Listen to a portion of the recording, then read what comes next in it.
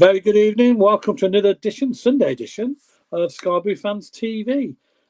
We've got everybody apart from Miles tonight in the on the panel. We've just spent a lovely afternoon in Kenilworth. We all rushed back after having a lovely time with Jordan Williams and the place in the green. Well, let's bring everybody in. We can discuss it. Claudio, good evening. How are you? Good evening. Good evening. A bit of a delay there. We've only just, I think I was Jack pressing the buttons. That don't what's going on. I can't believe you only just left then. You've forgotten what it's called. Not the green room. The Greens. It's called Greens, isn't it? It's called Greens. Not the green room. No, it's called Greens, and it's owned by Craig Peed, who used to obviously play for Coventry City. Yeah. So it was quite it was really nice, wasn't it? Lovely afternoon. And Vicky was there as well. Good evening, Vicky. Good afternoon. Good afternoon. Did you enjoy it? We forgot where we were all afternoon. I know it's something green. I thought, was it the green room? No, it's just Greens. It's one word, Ken. Greens. Okay, all right. Oh, got it right, really. I said green. It was fantastic. Only one place in Kenilworth with the name Green, I'm sure. Good evening, Jack, who was also there. Good evening. Good evening. Well, let's show a couple of pictures, shall we? Look, this is all of us there.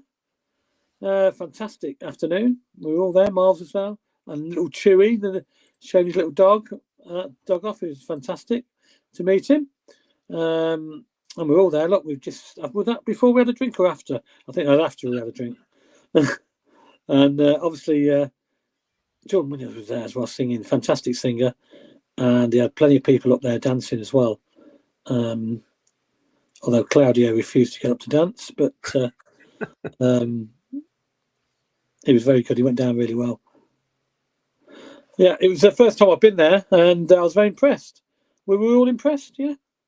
I think it was really nice. Yeah, good food, really nice. If you're a Cov fan, no doubt Craig will be more than welcome you there. Yeah.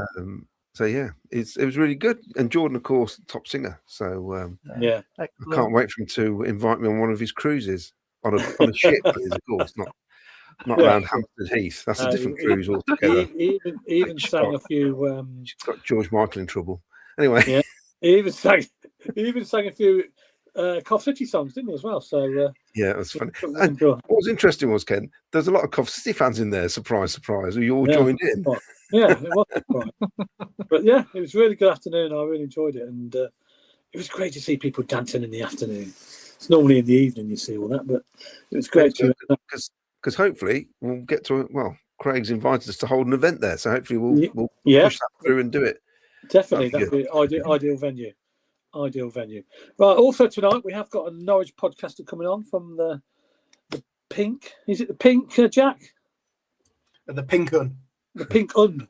The Pinkun. Yeah. Pinkun, yeah. Claudio knows him quite well, so I'll leave that one to him. But anyway, yeah, he'll be on about 8 o'clock, I think. So we'll look forward to speaking to him. Anyway, let's get on with it. And listen, look, the results went for us, I think. I know Middlesbrough won, but I don't think Preston turned up, did they, from the highlights I've seen. Ipswich, that was a surprise. I expected them to beat Sheffield United, and they failed. So they are beatable, Ipswich. It just shows you, against a poor Sheffield United team, really, who have been poor lately. So that surprised me, that result. What did you think of the results, Claudio, over the weekend? Oh, I was so disappointed in Preston. I know we've got to do it ourselves, but I feel like some of the teams we've been playing lately their fans have been saying, "Oh, it's the best we've played all season." Then you watch them in the next game; they're absolutely rubbish. Preston were dreadful that first 30 minutes. Don't know what they were doing. I'm thinking, "Oh, cheers, lads! You're really helping us out here." Absolutely awful. Middlesbrough just punished basic mistakes. I'd like to think if we had those chances, we'd punish Preston as well when they come to our place. Yeah, they look terrible. As for Sheffield United, though, they have got good players, and although it was great to see, I just wish they were doing it in sky blue shirts, where you saw Hamer instinctively play that ball through to Callum O'Hare, Didn't Yeah. even think twice about it. Didn't stop it. Didn't bring it down. Didn't control it. Just played it first time. I thought, I mean, it's ridiculous. I was washing the car at the time while trying to watch it on my phone. And, I think the neighbours must have thought I was an idiot because I kept cheering. I had my next door neighbour as a Forest fan who was decorating, leaning out the window. I couldn't hear him at the time, but I kept looking around for him like that. Yeah. I can hear something. I don't know who it is. And yeah, so he's asking what was going on. So Sheffield United just scored another goal. It was great. Yeah, it was fantastic. I thought, because the way they've been playing, I didn't expect them to get anything out of that game. I expected Ipswich to win that game, to be honest. But well, they're getting a couple of injuries now, Ken. And the thing is also, to me, although Middlesbrough won, that's the better result as far as I'm concerned, because it keeps them 8 points behind us. And tomorrow night, come on, boys, what more of an incentive do you need to be 11 points clear of third? It's all there, isn't it, really?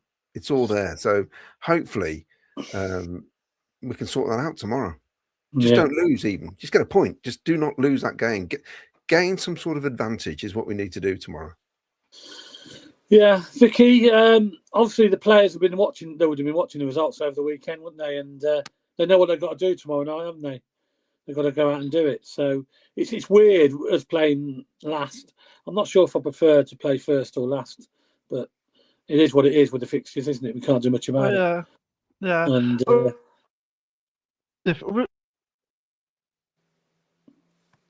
at the top, and so really it's for us to do the job, isn't it? And so if we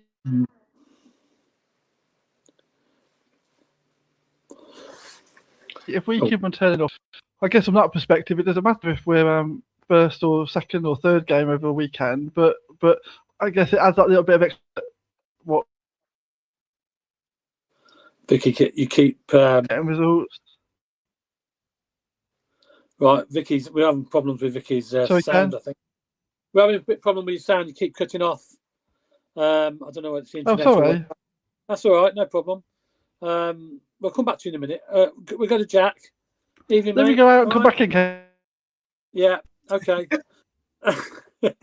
Yeah, a few technical issues with Vic there, but I reckon it's all those pints of Cruz Campo she was drinking at lunchtime. Must have had 3 or 4.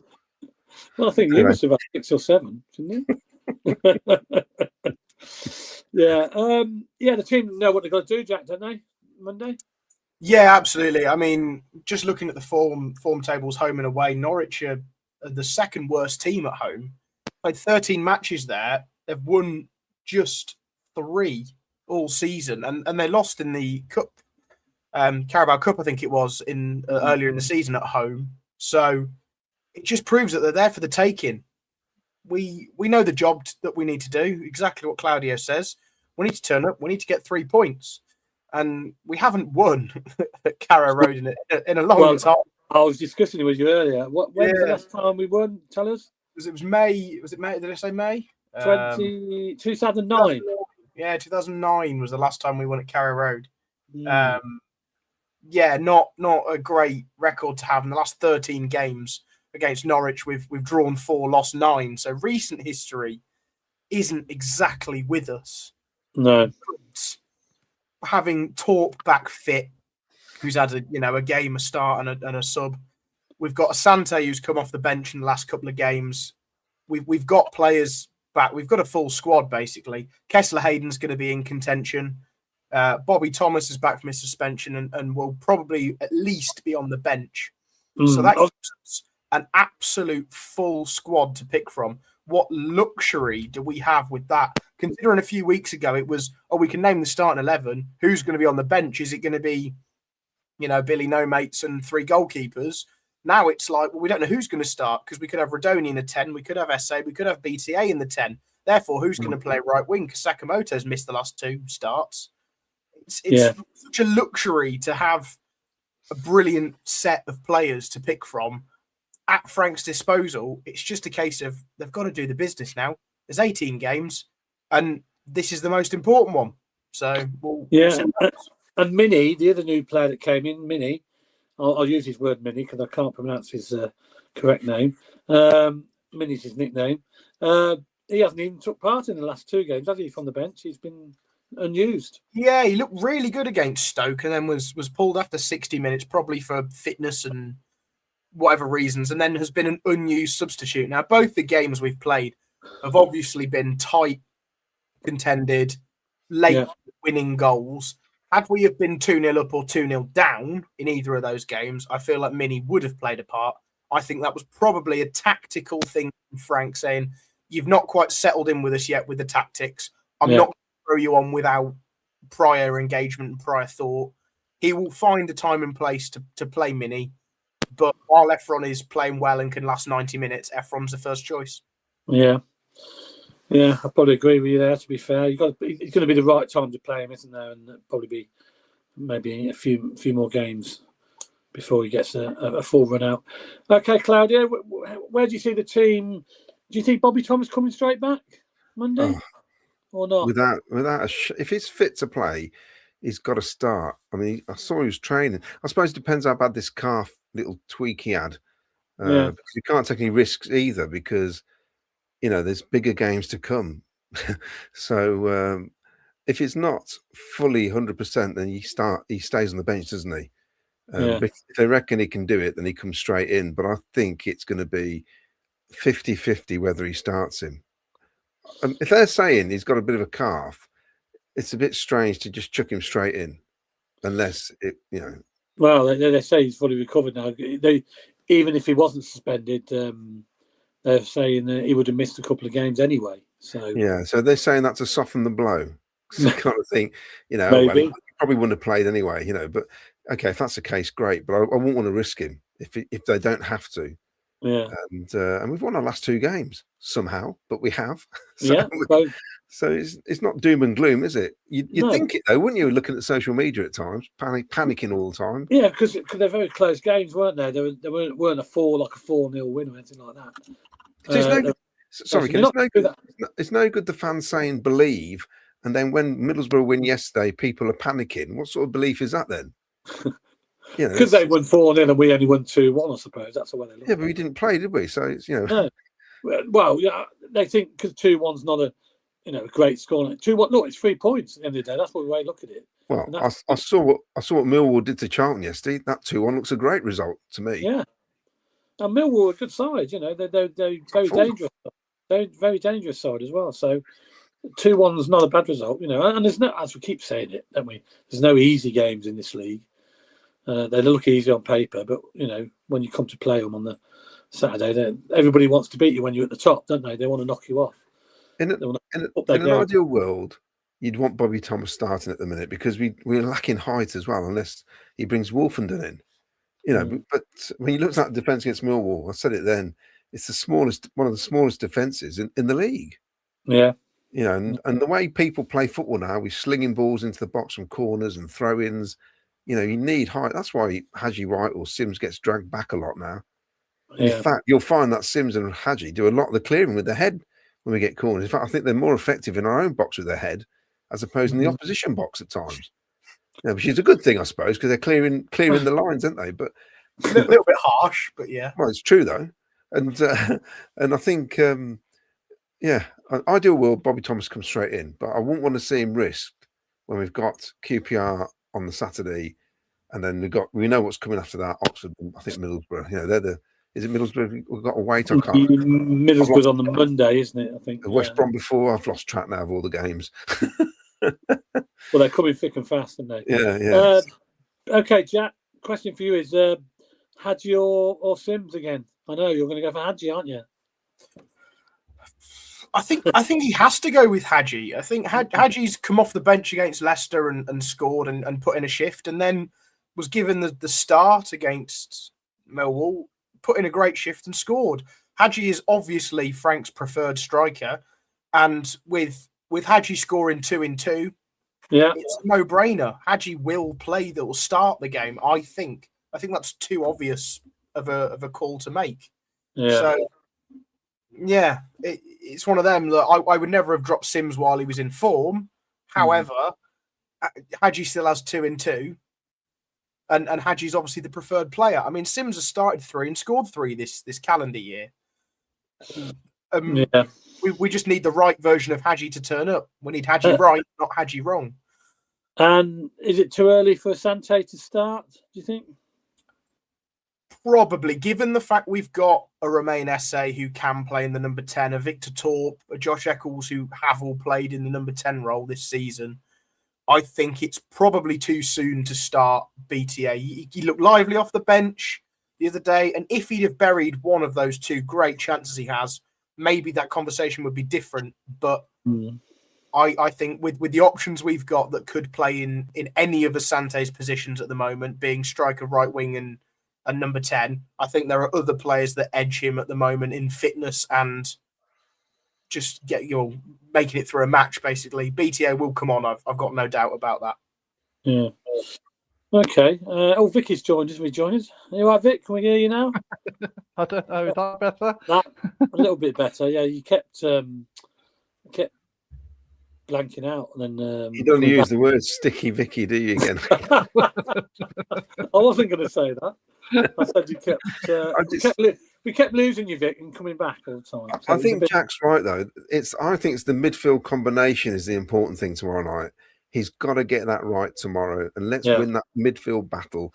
All football matches are won with the midfield functioning properly, and whether they have to help the defence or help the forward line, we have got to get that right tomorrow. And this is the pressure Frank's under. Seeing as looks like there's nobody else coming through the door at the minute. It looks like this is the deck of cards he's got to play with. So, I mean, we'll talk a little bit later on about some transfer. If there's any more, if you think there's any more going to come in, I personally think there is going to be one more, but we'll wait and see about that. He said it. Get the clip.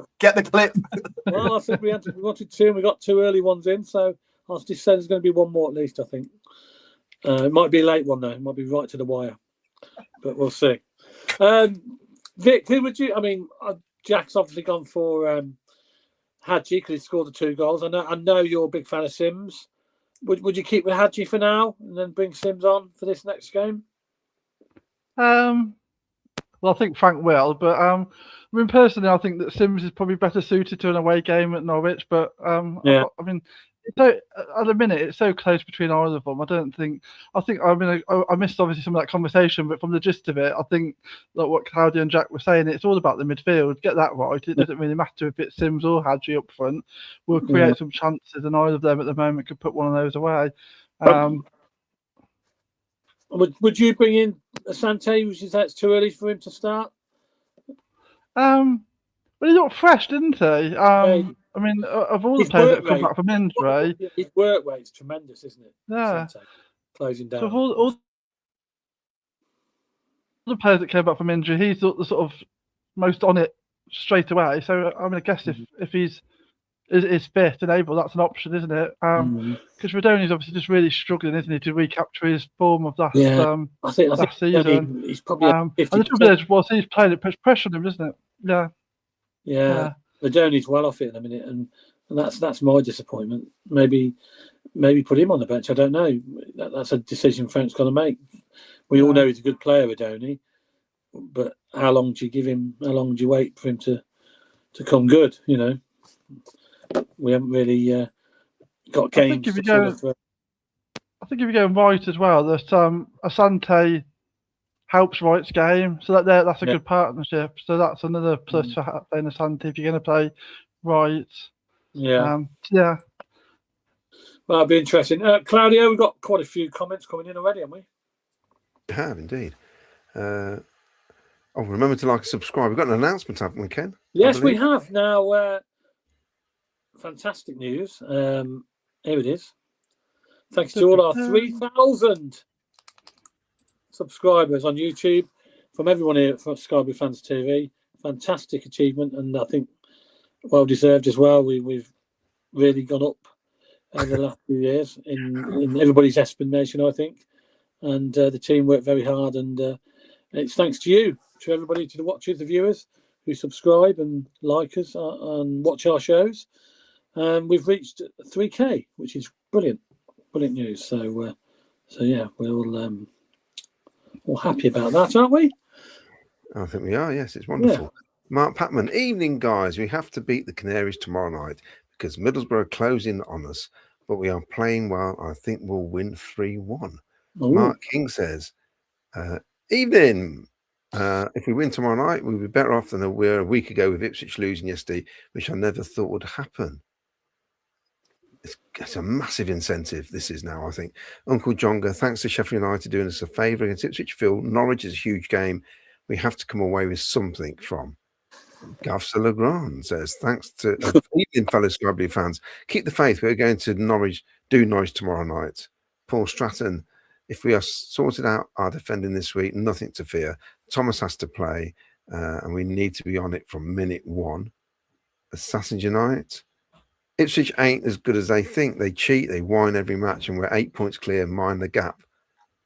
And Jordan Williams, of course, who was performing this afternoon. Perfect way to end a fantastic Sunday. Let's go, Sky Blue Fans TV. Thank you, Jordan. And you're fantastic this afternoon. Brilliant. Rich T, you could tell the first 5 minutes that Borough were up for it against Preston. Hope we start like that tomorrow night. Thank you, Callum O'Hare, for your goal. Yes, he says, Assassin's Night. The deliberate kick in the head he took reminded me of the bandage in League One against Bolton. Yeah. I can't say, they both looked good yesterday. Ralph Wiggins, hi folks, hope you enjoyed your meal and entertainment. Looking forward to the game tomorrow. Will we have any more players by the kickoff? Pencil in the 16th of 2nd, 26th match defining season. Bring it on, says Paul Stratton, of course, Middlesbrough at home. Yeah. Ironically, because of the 3 games in between now and then, if we win all 3 and Borough lose 2, it's not so season defining. But or it could go the other way. We could lose 3 and Borough could win 2. Yeah, you don't know, do you? No. Knowing us, we'll win tomorrow, beat QPR, lose at home to Oxford. Should have closed. Should have to, well, look at them yesterday. We're not Leicester. We're not Leicester. We're not losing to Oxford. Leicester are rubbish, aren't they? They really are rubbish. Until they played us at CBS and they put in a performance in the first half. Should have closed to full. Should be close to full squad now. We're much fitter under Frank, and I believe it will be crucial in the running. Steve Curry says, even everybody, I'm sure Frankie, the players, and Sky Blue Army will want revenge after that last game they played against us. They were an absolute disgrace. Who's he talking about? Oh, about the time wasting, weren't it? Oh, yeah. 9 minutes added on, wasn't it? Yeah. Longer. Sheffield United at home since Wilder went back in there have been rock solid. The thing is, Sheffield United got played lots of teams, so it doesn't matter if they beat us. They'll probably beat Middlesbrough as well when they play them. Norwich cheat nearly as much as Ipswich. Must be something in the water over there. Mark Cunningham says, bloody hell, Ken. You're doing well with colours tonight. Good job there, Sky Blue. Oh. Mix and match. I think he's just put on what he could find in the wardrobe. But yeah, it's just a quick change because I had to rush all the way back from Kenilworth in Warwickshire. I just wonder whether or not you put the lights on before you got changed or not.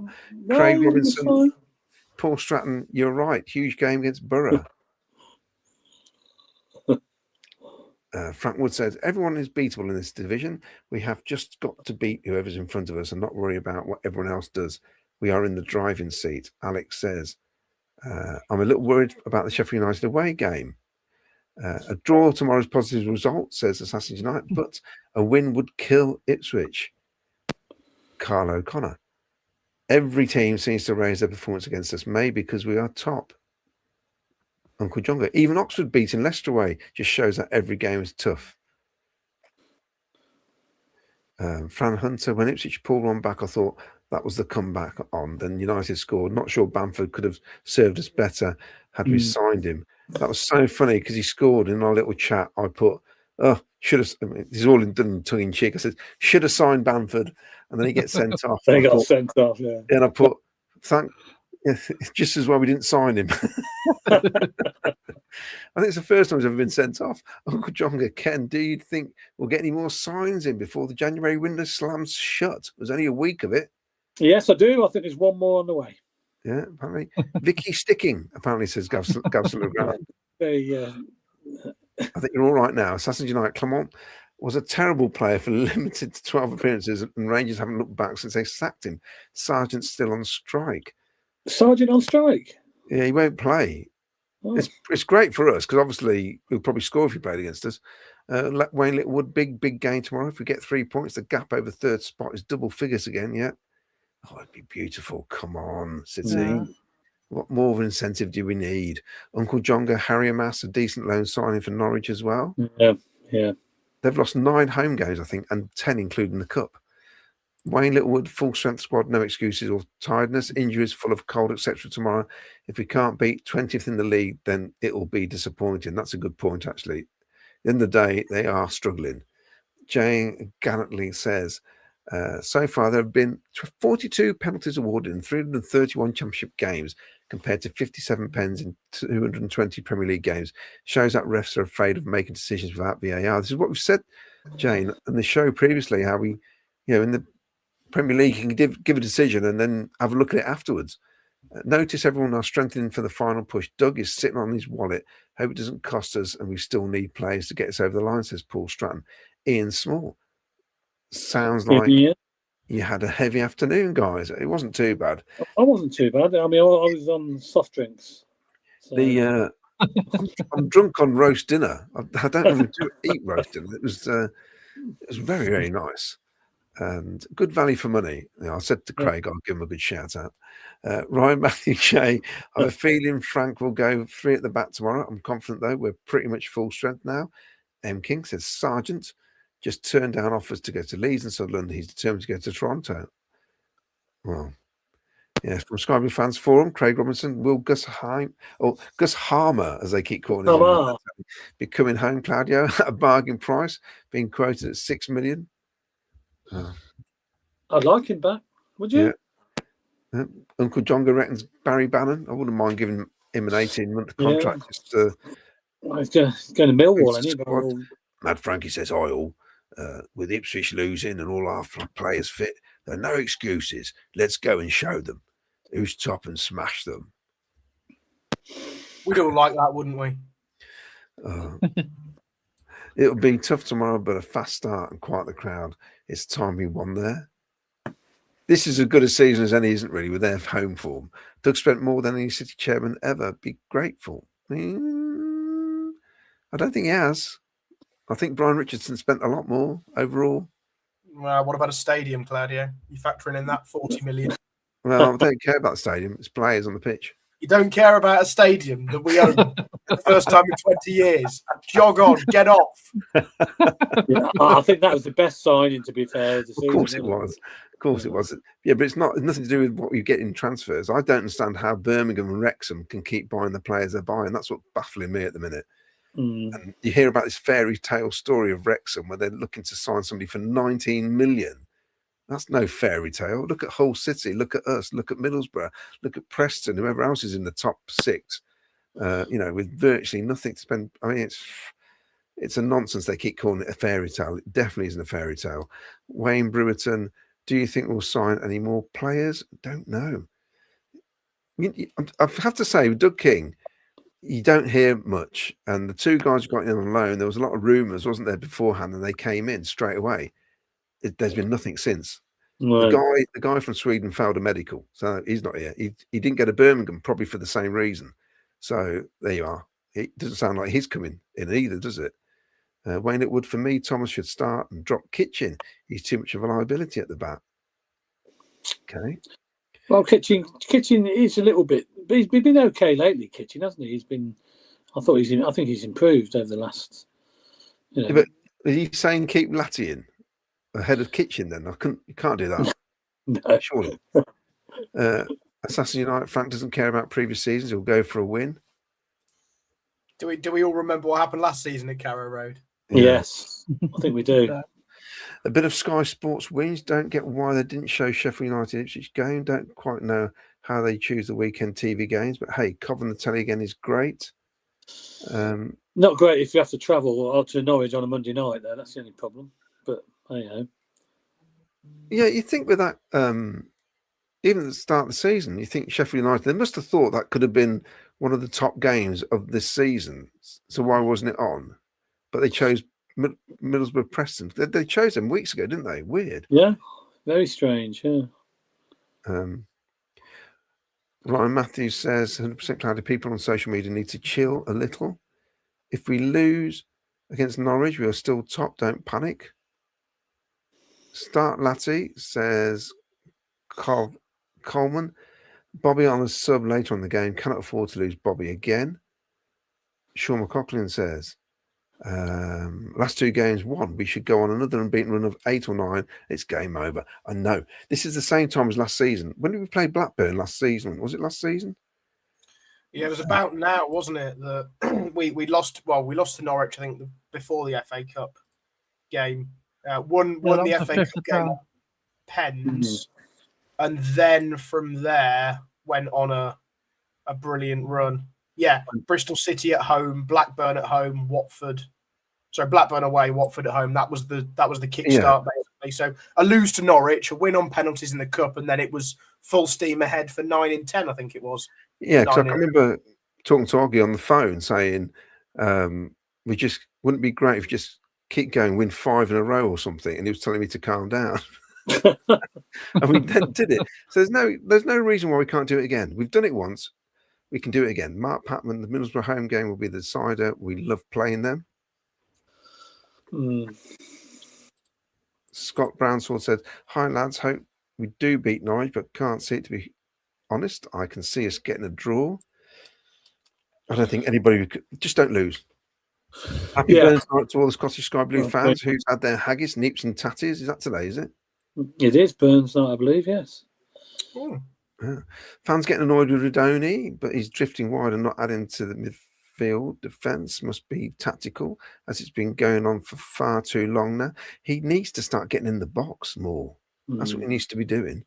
I mean, he was in there all the time, weren't he? That's why he scored so many goals, didn't he? You couldn't keep him out of the box last season, could you? Mark O'Sullivan, we must win this. Now the teams at the top are starting to kick in. It just gave us a little break. I did say they have injuries in their side. Nicholas James. My God, I really hope we can smash one of our last remaining hoodoo fixtures.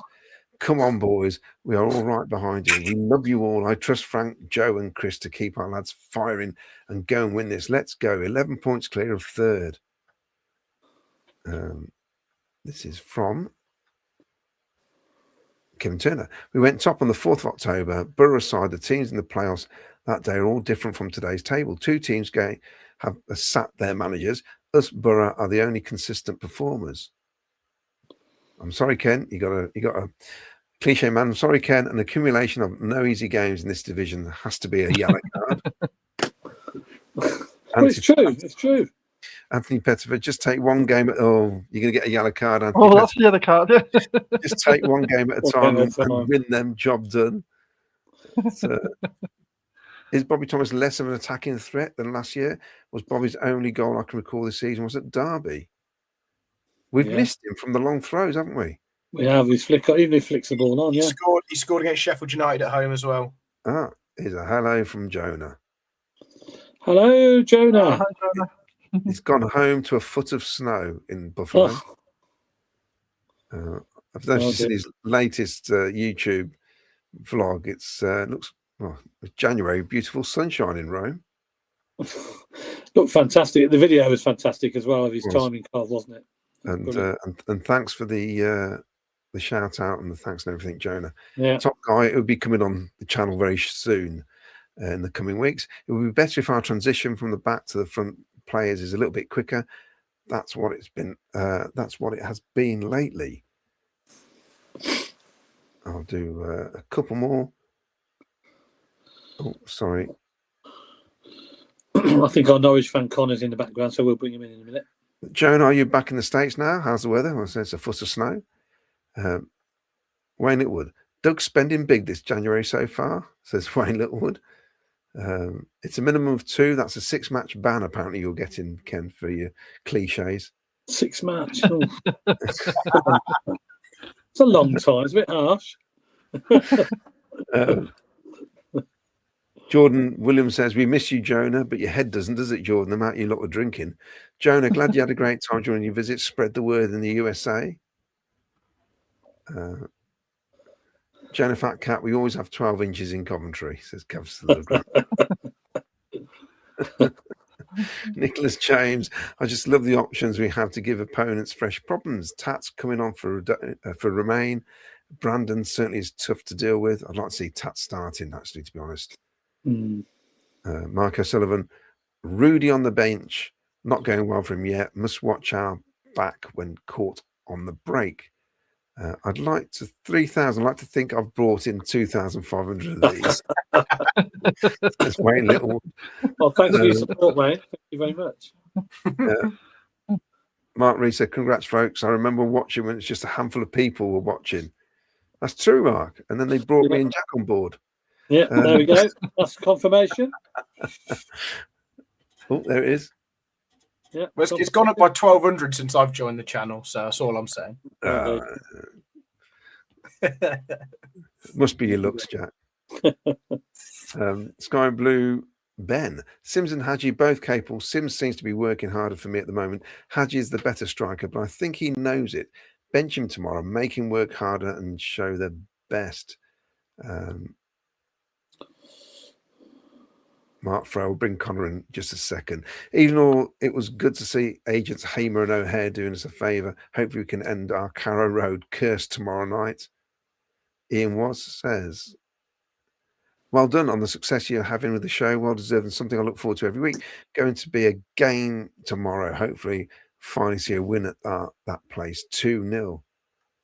Of course, Leicester sat their manager this afternoon. M. King, no Josh Sargent to worry about. Worry about Ali Ahmed. Kid is on fire since he joined. No doubt Connor will give us some insight on that. Jeff Swift, I can't help thinking it has to happen this season. Never a better chance with 3 parachute teams. I was just looking at what could come down. They're going to be tougher, I think, the ones coming down. Ian Small says, essay for Rudy, Tats to start. Thoughts? I think I agree there. I don't think you'll find anybody disagreeing with that, Ian, to be honest. Yeah, I agree. Paddy Gernon. What's a new one? According to Norwich podcast, Sargent's wife is pushing to move back home. That's why he's holding out for a move to Toronto. We have to take advantage of the upset in the dressing room and back home bad home form. But isn't he from the US though? According to the second tier scoop, Sheffield United still owes $4 million for Hamer, so we are apparently bringing him back for $2 million. Yeah, I've heard that, but we'll see. Well, yeah. Paul Stratton, owning the stadium has nothing to do with winning promotion. We still need to get the job done. Correct, Paul. Spend some cash, Doug. Come on. Dave Sports says, can't believe people would prefer Latty over either Kitch or Thomas. He's hopeless. Does anyone remember Carrow Road last season? Mark King, we have the best goalkeeper in the league. Rushworth will be the difference. He might have to be tomorrow. Pilar, I don't know why people keep saying O'Neill or Neil for 6 months, as if they'd move for that. Cough fans' egos can be ridiculous. No, they're not going to. They're only 2 months now. We've got Essay and Mini for 6-month loans, so I don't know what the difference is. Good point. David Blackwell, we must strengthen the squad. We have rid of luck lately, though. Bad finishes. Frank needs Doug to show he's serious and get him into the Premier. Right, over to you, Ken. Okay, let's bring. We've got Connor, the Norwich fan, in the background. Good evening, Connor. How are you? Good evening, everyone. I'm well. How are we all? Not too bad from the Pinkun. The Pinkun, yeah? That's correct. That's correct, yes. It's basically the sports section of the local newspaper, which used to be printed on pink paper. So that's why it's Pinkun. Yeah. Believe it or not, and Claudio remember this as well, he's just gone. But and I'm sure Vicky probably remember, we used to have the pink. Our paper used to be, nice. It'd been the days before all the social media and that, where we had to have we had a late. Oh, and Jack, do you remember the pink? No, he's too young. But we used to have like a paper that comes out sort of 6 o'clock at night, basically, and everybody's queuing for it. Had all the results and all that in there, and that was called the Pink, believe it or not, by the Coventry. So very similar to very similar to this one, but the name is kind of stuck, thankfully. So I know there can be a little bit of confusion. Why is it not yellow and green or anything Canary related? And that's the reason. So it's a nice nod to history, I think. Yeah. It was nice to queue many times for that paper. But anyway, technology's took over now, and we get the results as they happen. let's tell us about Norwich, because it's a strange season you're having. Because I expected you to be up there, to be honest, and challenging, and you've had a bit of a struggle, haven't you? Yeah, I mean, it's felt about 5 seasons in one, to be honest with you, and we're just over the halfway stage. So I think we're all a bit fatigued by it. It was yeah, like you say, a lot of hope and optimism going into the season. Obviously, Liam Manning had just arrived, who guided Bristol City into the playoffs. There was a lot of hope and excitement. It was a bit of a homecoming for him. He was the first Norwich City head coach actually born in Norwich, although he's not a Norwich supporter. And it felt like they'd recruited fairly well. They kept Josh Sargent in the building. They won a couple of tough away games early on at Blackburn and at Portsmouth. And actually, probably it was the game at Coventry, the reverse fixture, that probably made alarm bells ring a little bit, because it was one of the only times I've sat in a football stadium watching Norwich City and they've conceded in the last minute, and I've still been relieved that they walked away with a point, because they were absolutely battered that day. And that a lot of Norwich fans kind of left feeling delighted that they kind of ground out a point. But I think I was probably the opposite of that, really concerned that probably the gulf between the teams. And so it's proven subsequently with their directions of travel, I think, because Coventry kept on and maybe scored a lot of those chances that they missed against Norwich in subsequent games. And Norwich didn't quite get the luck and were found wanting in a lot of games. And that led to a run of eight defeats in 9 that left them in the bottom 3. Liam Manning was sacked. They had 9 points at that stage. It felt very precarious. I think everyone was kind of scratching their head a little bit, wondering how they'd get out of it, because the squad looked short of quality. I think there were major question marks around their recruitment. And then in walks Philippe Clement, who obviously former Rangers manager, Club Bruges, Monaco, really impressive CV.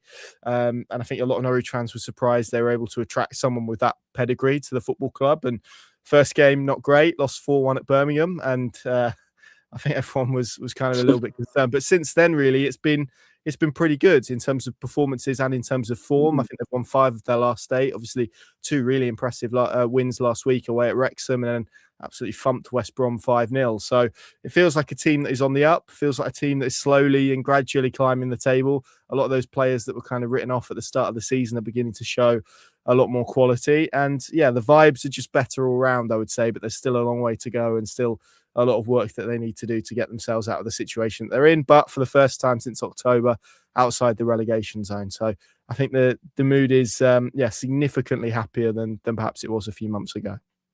Yeah, I mean, I was certainly surprised. That's especially that 5-0 win away at West Brom. Was that your biggest away win for a long time? It was, wasn't it? It was, yeah. I've certainly never seen Norwich win 5-0 away. The last time, and I gleefully mentioned this, the last time they scored 5 goals on the road was a 5-1 win at Portman Road in 2011. So that was how long it's been since that. I think for 5-0, I think they beat Colchester away 5-0 in the League One winning season, which was 2009, and then the last time they won 5-0 in the Championship was 2001 away at Sheffield Wednesday. So yeah, it's kind of a generational result in many ways, I guess we could describe it as, and they were good value for it. I thought West Brom, I think you would fear for on the basis of Tuesday. Yeah.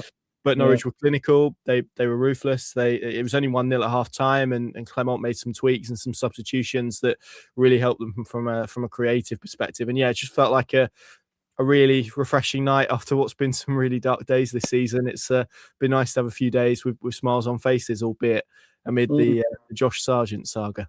Yeah, tell us what's happening with Josh Sargent. What's the latest? What's going on? Well, it's as was really. I think we were all a bit confused about how it's all unfolded. It was a game against Walsall in the FA Cup. He wasn't included, but I don't think many people thought much of it because Kenny McLean wasn't in it and Harry Darling wasn't in the squad either. So I think it just felt like there was natural rotation. Philippe Clement walks into his post-match press conference and drops an absolute bombshell that Josh Sargent had texted him 24 hours before the night before, the Friday night before that game, basically declaring himself unavailable.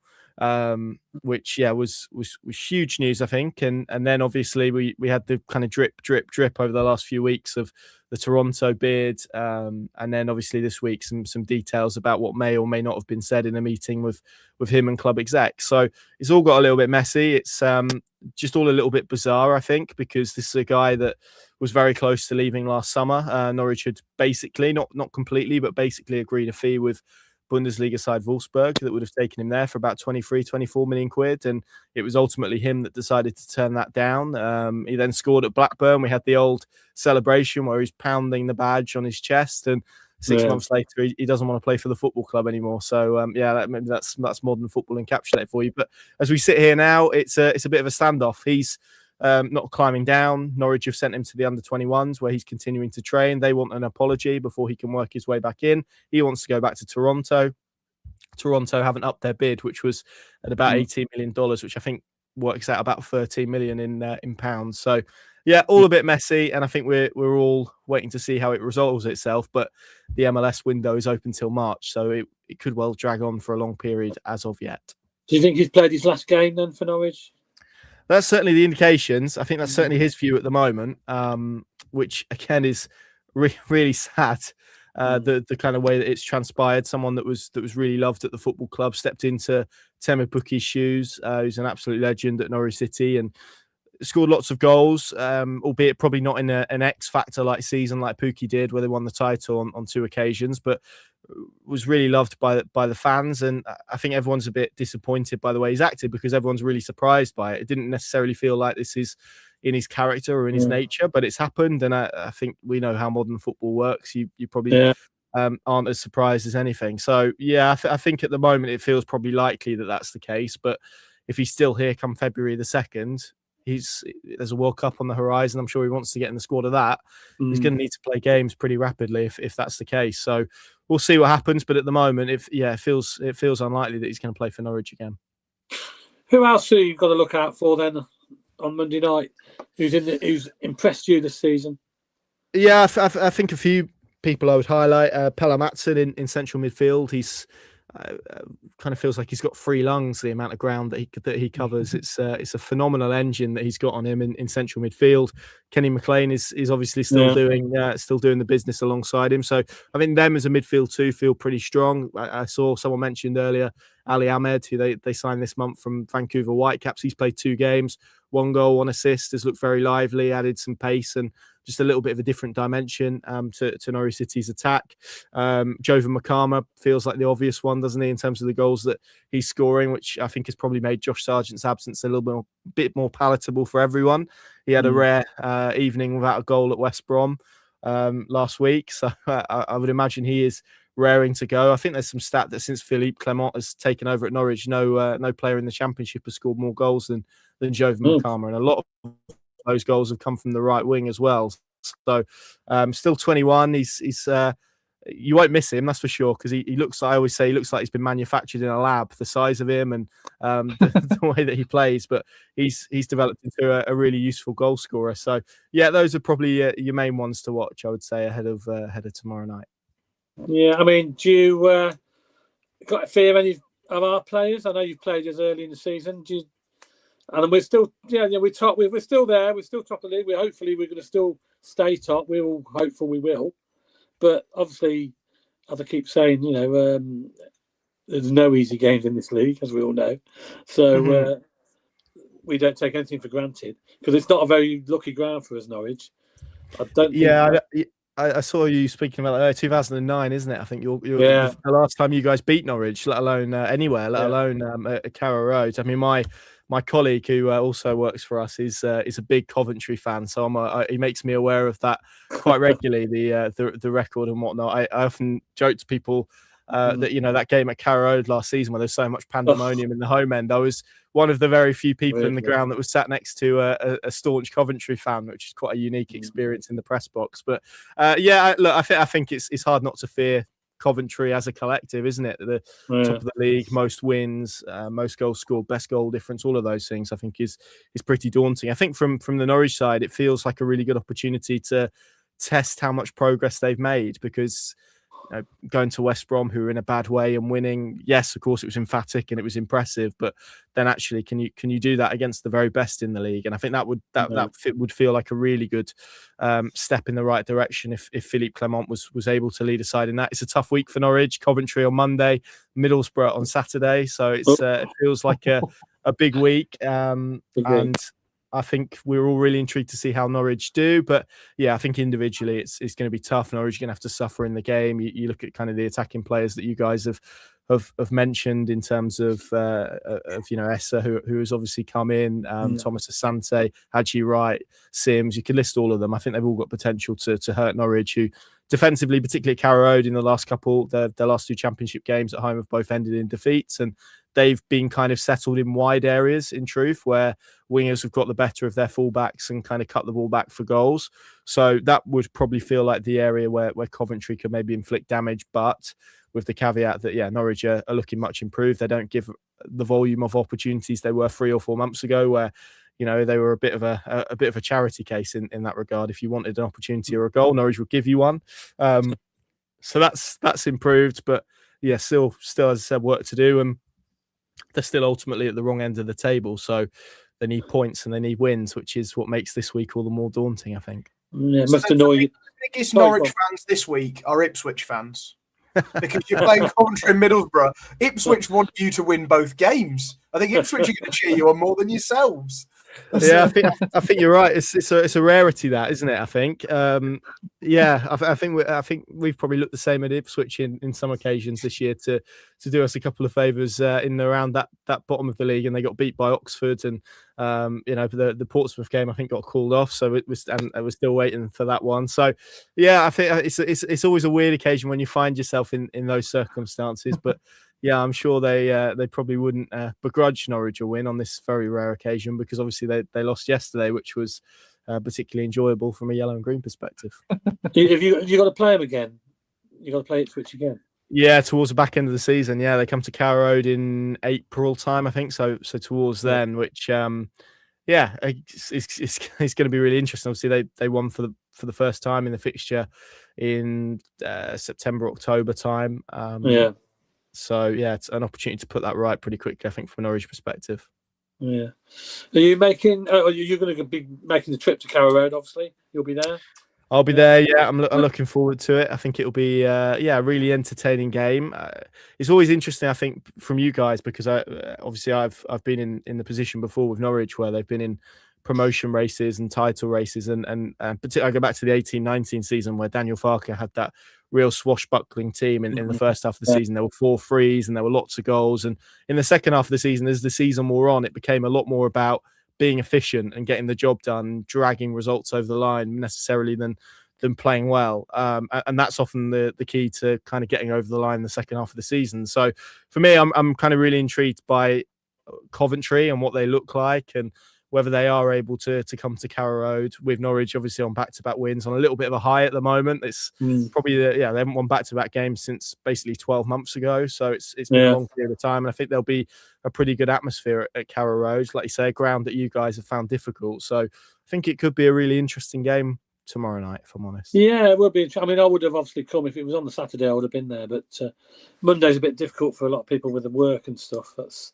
Sky Sports for you, isn't it? Changing the game, but if it was a Saturday, I would have been there. But unfortunately, I won't be making the trip because I'm working, but work commitments. But I shall certainly be watching it. But I'm looking forward to it. I think it's going to be an exciting game myself. I think there'll be plenty of goals, I think, as well. So it'll be interesting.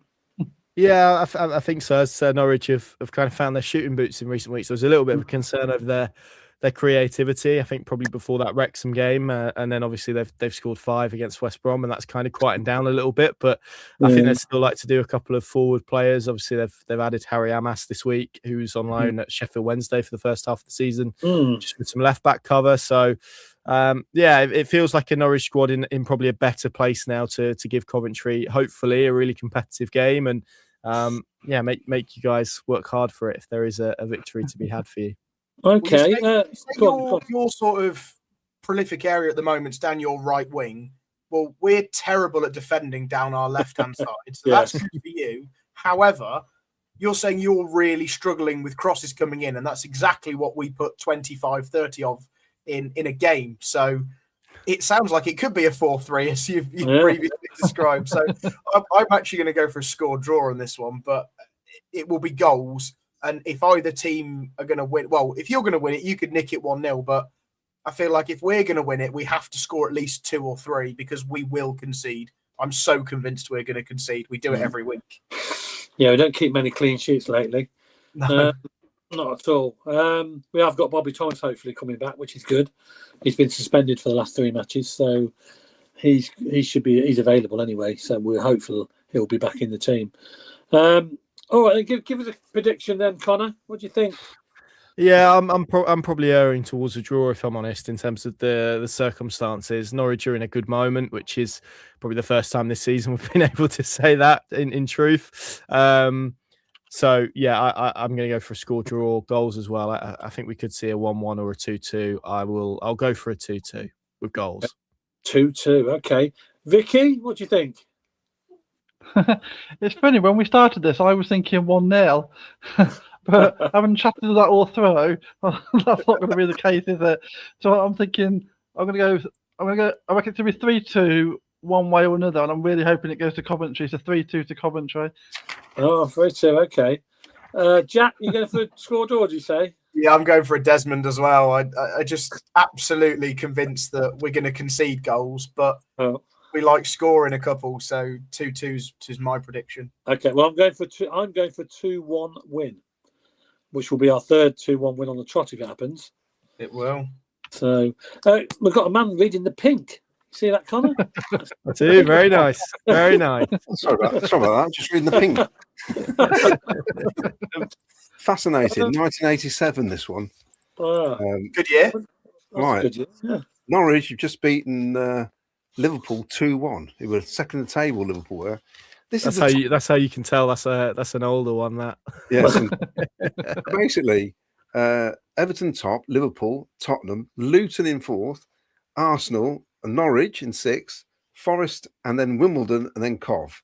Below us, Man United, Chelsea, West Ham, Newcastle, Aston Villa and Man City filled the 2 bottom places. Wow. That sounds like next season, Claudio. It could be, yeah.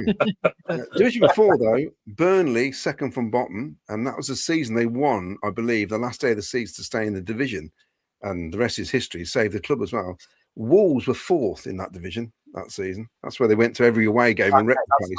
That's not next season then, if Wolves are 4th. Maybe 4th in the Championship. Yeah, fascinating. We played Norwich in the Full Members Cup. I was just looking at it at Carrow Road, and the attendance was the grand total of, I'll just find it. It was something like about 6,000. It's somewhere. I was just looking at it. 6,235. Amazing. And when we played them away in the league, we played them at home, and typical, I should have. There you are. We won 2-1, and there was 10,993. That's the season won the FA Cup in. Wow. It shows, doesn't it? And on the Tuesday, March the 24th, for those who went, there weren't many. Wimbledon away, we lost 2-1, 4,370 for a top flight football match. Unbelievable, isn't it? Unbelievable. Connor, how many is going to be there tomorrow? Is it full out? And Norwich getting full houses still, even though they're a bit.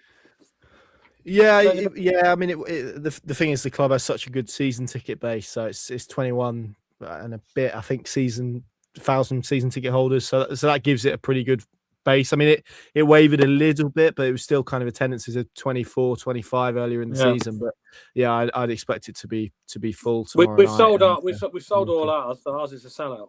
So that's good for Monday night. Good. So it should be a good atmosphere. So absolutely. Claudio, you didn't give us your prediction. Oh gosh. If we'd have played them earlier on in the season when they couldn't beat a carpet at home, could they? They're absolutely useless, weren't you, at home for this first? Right, yeah. I mean, you were basically. Is it 10 games you lost at home this season, including the cup game? Correct. Yeah, and 8 of those were on the spin. Yeah, Liam Manning didn't get a single point at home. Yeah. Now, if you'd have played us then, you'd have guaranteed you'd have won one of those, because that's the sort of thing that happens. I'm hoping now you've got that out of the way and you've won 3 games. Is it now at home? I think something like that. Yes. I'm hoping. Yeah. But have you lost your last 2 since then or not? Correct. Yeah, there's an FA Cup game, but yeah, last 2 championship games they've lost. Yeah. Oh dear. I'm gonna have to. I'll tell you what. I'll take a draw. I'll be quite happy with a draw. It'd be nice to win. It'd be nice to win to get that 3 points away from Ipswich again. and create 11-point gap, which would be absolutely wonderful. But I'll take a 1-1 draw, I think. Okay, fair enough. Yeah, I'm hoping it's going to be a rubbish game. We just draw 1-1. That'll do me. I've got a funny feeling there'll be a lot of goals, a lot of drama. You never know. We might get a penalty. Do you know, Connor? We've only had one. All them goals we scored. We've only had one penalty all season. It's all right. Same as Norwich, I think. But to be fair, for after that, Norwich got nowhere near the opposition box, so that's probably less impressive than you guys. The thing is, we've got 2 defences. I mean, we say we concede. We've still got fairly decent record in terms of conceding goals, but we do look like we are going to concede. I think so. It's one of those. I'd stick with 1-1 though. I'll take a draw. Okay, fair enough. All right. Well, thanks for coming on, Connor. We won't keep you any longer. And good luck for the rest of the season after tomorrow night, obviously. Yeah, dude. Can you do Middlesbrough on the weekend, please? That'd be great. Norwich never beat Middlesbrough when they're good, let alone when they're not. So yeah, I think, we don't beat you, so that bodes well. The first time. So yeah, look, we'll do our best for you. Yeah. All right. Well, good luck, mate. Good luck after Monday night, and hopefully your good form continues at the latter end of the season, and you can beat Ipswich for us as well. Yeah, that'd be good. Yeah, again, we would absolutely love that this end, so we'll do our best. Yeah, good luck, guys, for the rest of the season, and yeah, hopefully you get over the line. Okay, mate. Thanks very much for coming on. Cheers, mate. Cheers, guys. Cheers. Thank you. There you go. That's Connor from the Pinkun. The Pinkun. You remember obviously Jack doesn't remember the pink. Vicky does, don't you, Vic? Yeah, I do. Yeah, I do. Do you remember the queues for the pink outside the shops, Claudio? We had ours delivered, Ken. I think. Oh, we had to go and queue up in the rain or whatever. You don't expect me to queue, do you? Well, You don't know who he is? We had to wait for the Telegraph van to turn up.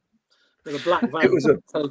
It was a fight when we used to get it delivered with me and my dad, though. I don't know why, we just seen the game, but you want to read about it straight away, don't you? I just read in there that Rosario, in the Liverpool game, that Norwich won 2-1, Rosario and Drinkle had a good game for Norwich, which I think is quite funny. Of course, Rosario, he did okay when he came to us with Drinkle. Wow. Yeah. I can just imagine you, Claudio, at 5:30 saying to your chimney sweep, "Go on, lad, go down and shop and get us our Pinkun." And then he comes back. I can just see it. Oh, believe it or not, there was an actual queue. The people used to queue outside the news agents, didn't they? I'll take your word for it. They did. I assure you they did. And I'm sure people will say on the comments, I used to queue for my pink at 6 o'clock. No, and they're always late coming in. Always late. I just think it's. I mean, obviously, it was only the front cover and the back cover had to be printed because everything else was done beforehand, wasn't it? Yeah. But it's still pretty impressive that they got it out to all the shops around Warwickshire, basically. Yeah. That's some going, that is. Yeah. But that's when they used to employ people. That's right. Yes, they don't bother now, do they? No, they were printed in Coventry as well, weren't they? But obviously, it's all done in Birmingham now. All the Cov Telegraph stuff. Yeah, I think they did some in Leamington as well. I'm sure there's a print shop in Leamington somewhere. But anyway, yeah, they must have them more over the place because you can't get them delivered that quick all around the county by 6 o'clock when the game finished at. It's 4:45 in those days, wasn't it? Yeah. All right, let's catch it. Got plenty of comments, I'm sure, Claudio. We have. Carl, we need an option to be able to sub Grimes with confidence and give him a rest. We need every player for the final push. Other teams will be up for it. King Carlos says, "Hi guys, did you manage to get in touch with the Argentinian fan?" Well, I've been chatting to somebody today, and he is around. He's still supporting them. He watches the show. I've been told. Told him to make comments and stuff. Send us a message. Yeah, Pilol, 2 points from the next 2 games. Norwich QPR would actually be a set of results. Yeah, they got outdone by 2 mad goals yesterday. Really, against Wrexham, but. No one saw that coming watching that game. The first 3,000 are the hardest. It will snowball from here. Thanks. Hopefully it was here. Anthony Pettifer says, if you have Claire from Brum on the transfer, maybe 10,000 subscribers. Ian Small says, hey, a reference to Hamer or Harmer or Hammer, whichever one they call him. Even he will only pay, if we only pay 2 million, 4 million will be wiped off the 15 mil sale price, so he will still cost 6 million on the books. Any traitors on tonight, says King Carlos. Well, well, he should be on Thursday. Is basically he's agreed to come on. So we've had plenty of conversations, and he's really happy to come on. So next Thursday we should have James, the Coventry City fan, on the show. Gus Legrand, I first went away at Norwich in 1976 with Nigel Fletcher of Lieutenant Pigeon fame. We lost 2-0. Oh, mouldy old dough. I was just about to ask you what was their famous hit. That's it. Oh, yeah. His grandmother or his aunt played the piano? Yeah, I think so. His aunt was. Mr. Dino. I remember the Pink, still amazed how he got it all printed and out in the newsagent in 45 minutes after the game's finished. I always went and got one. Thank you, yes. I've got some great, I mean, that is virtually looks brand new, that does.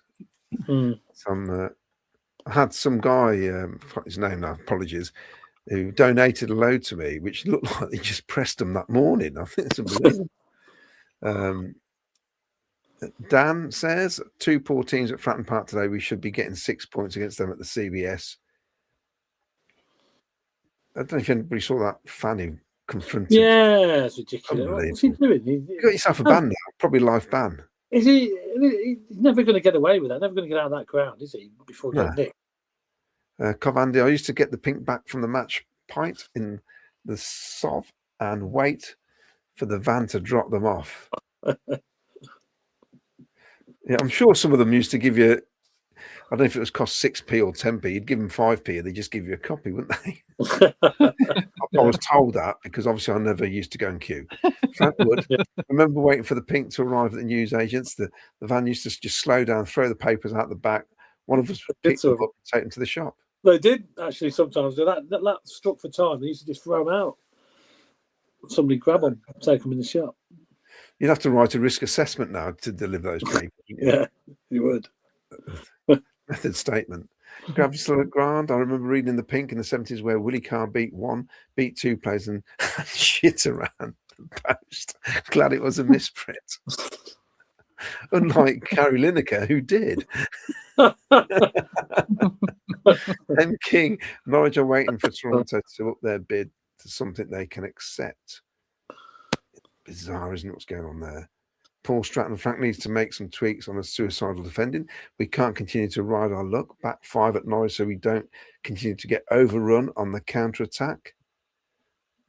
I don't even know. I've not really seen a lot of Norwich to know how they actually set up and play this season. Alex?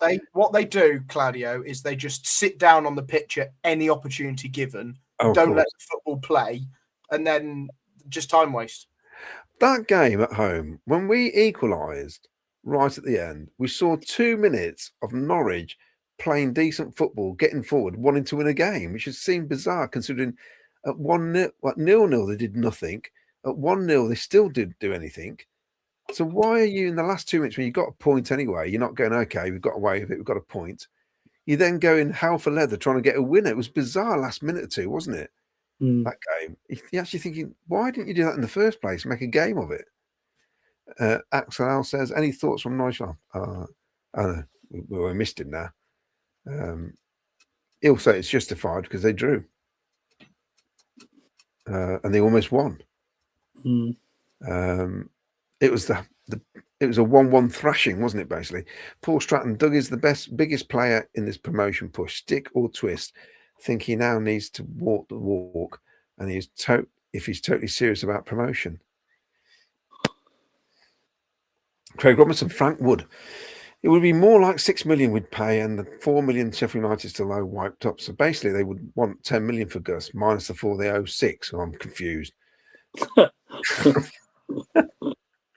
confused. Well, as if it happens. Yeah, we do concede. It's always down the left hand side. We ain't gone out for a left back. Don't see how you can drop Latty, to be honest. I'd stick Thomas on the bench just because of his red card. Come on, guys. 3-1 to us, says Rich T. Jonah Fatcat says 2-1. Hadji. Yeah. I agree, Jonah. I say 2-1 and Hadji. Yeah. Steve Curry says we'll beat the Carrot Crunchers 2-1. Blimey, a bit harsh. 3-1. Gassel round. I was at that game. 6,000. Anthony Pettifer. Where are we now? got to win West Brom 2-1, Coventry City, February 21st on Saturday from Lee Burke. Oh.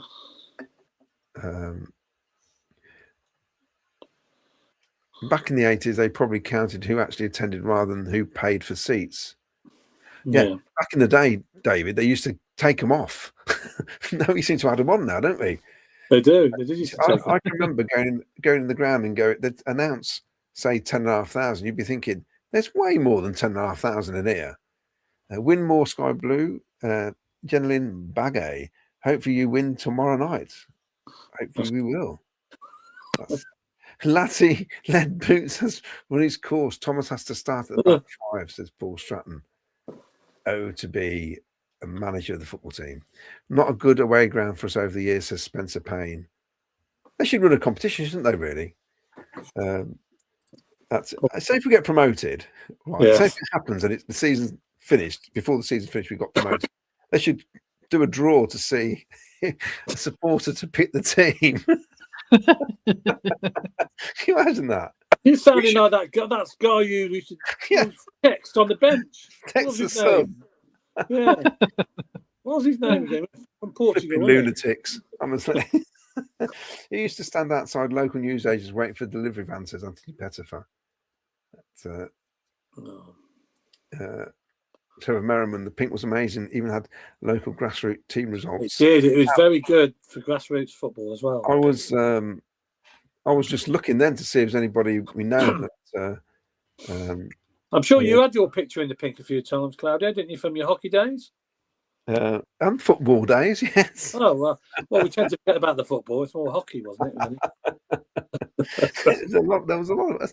It was football till I was 35, and it was hockey, yeah. But,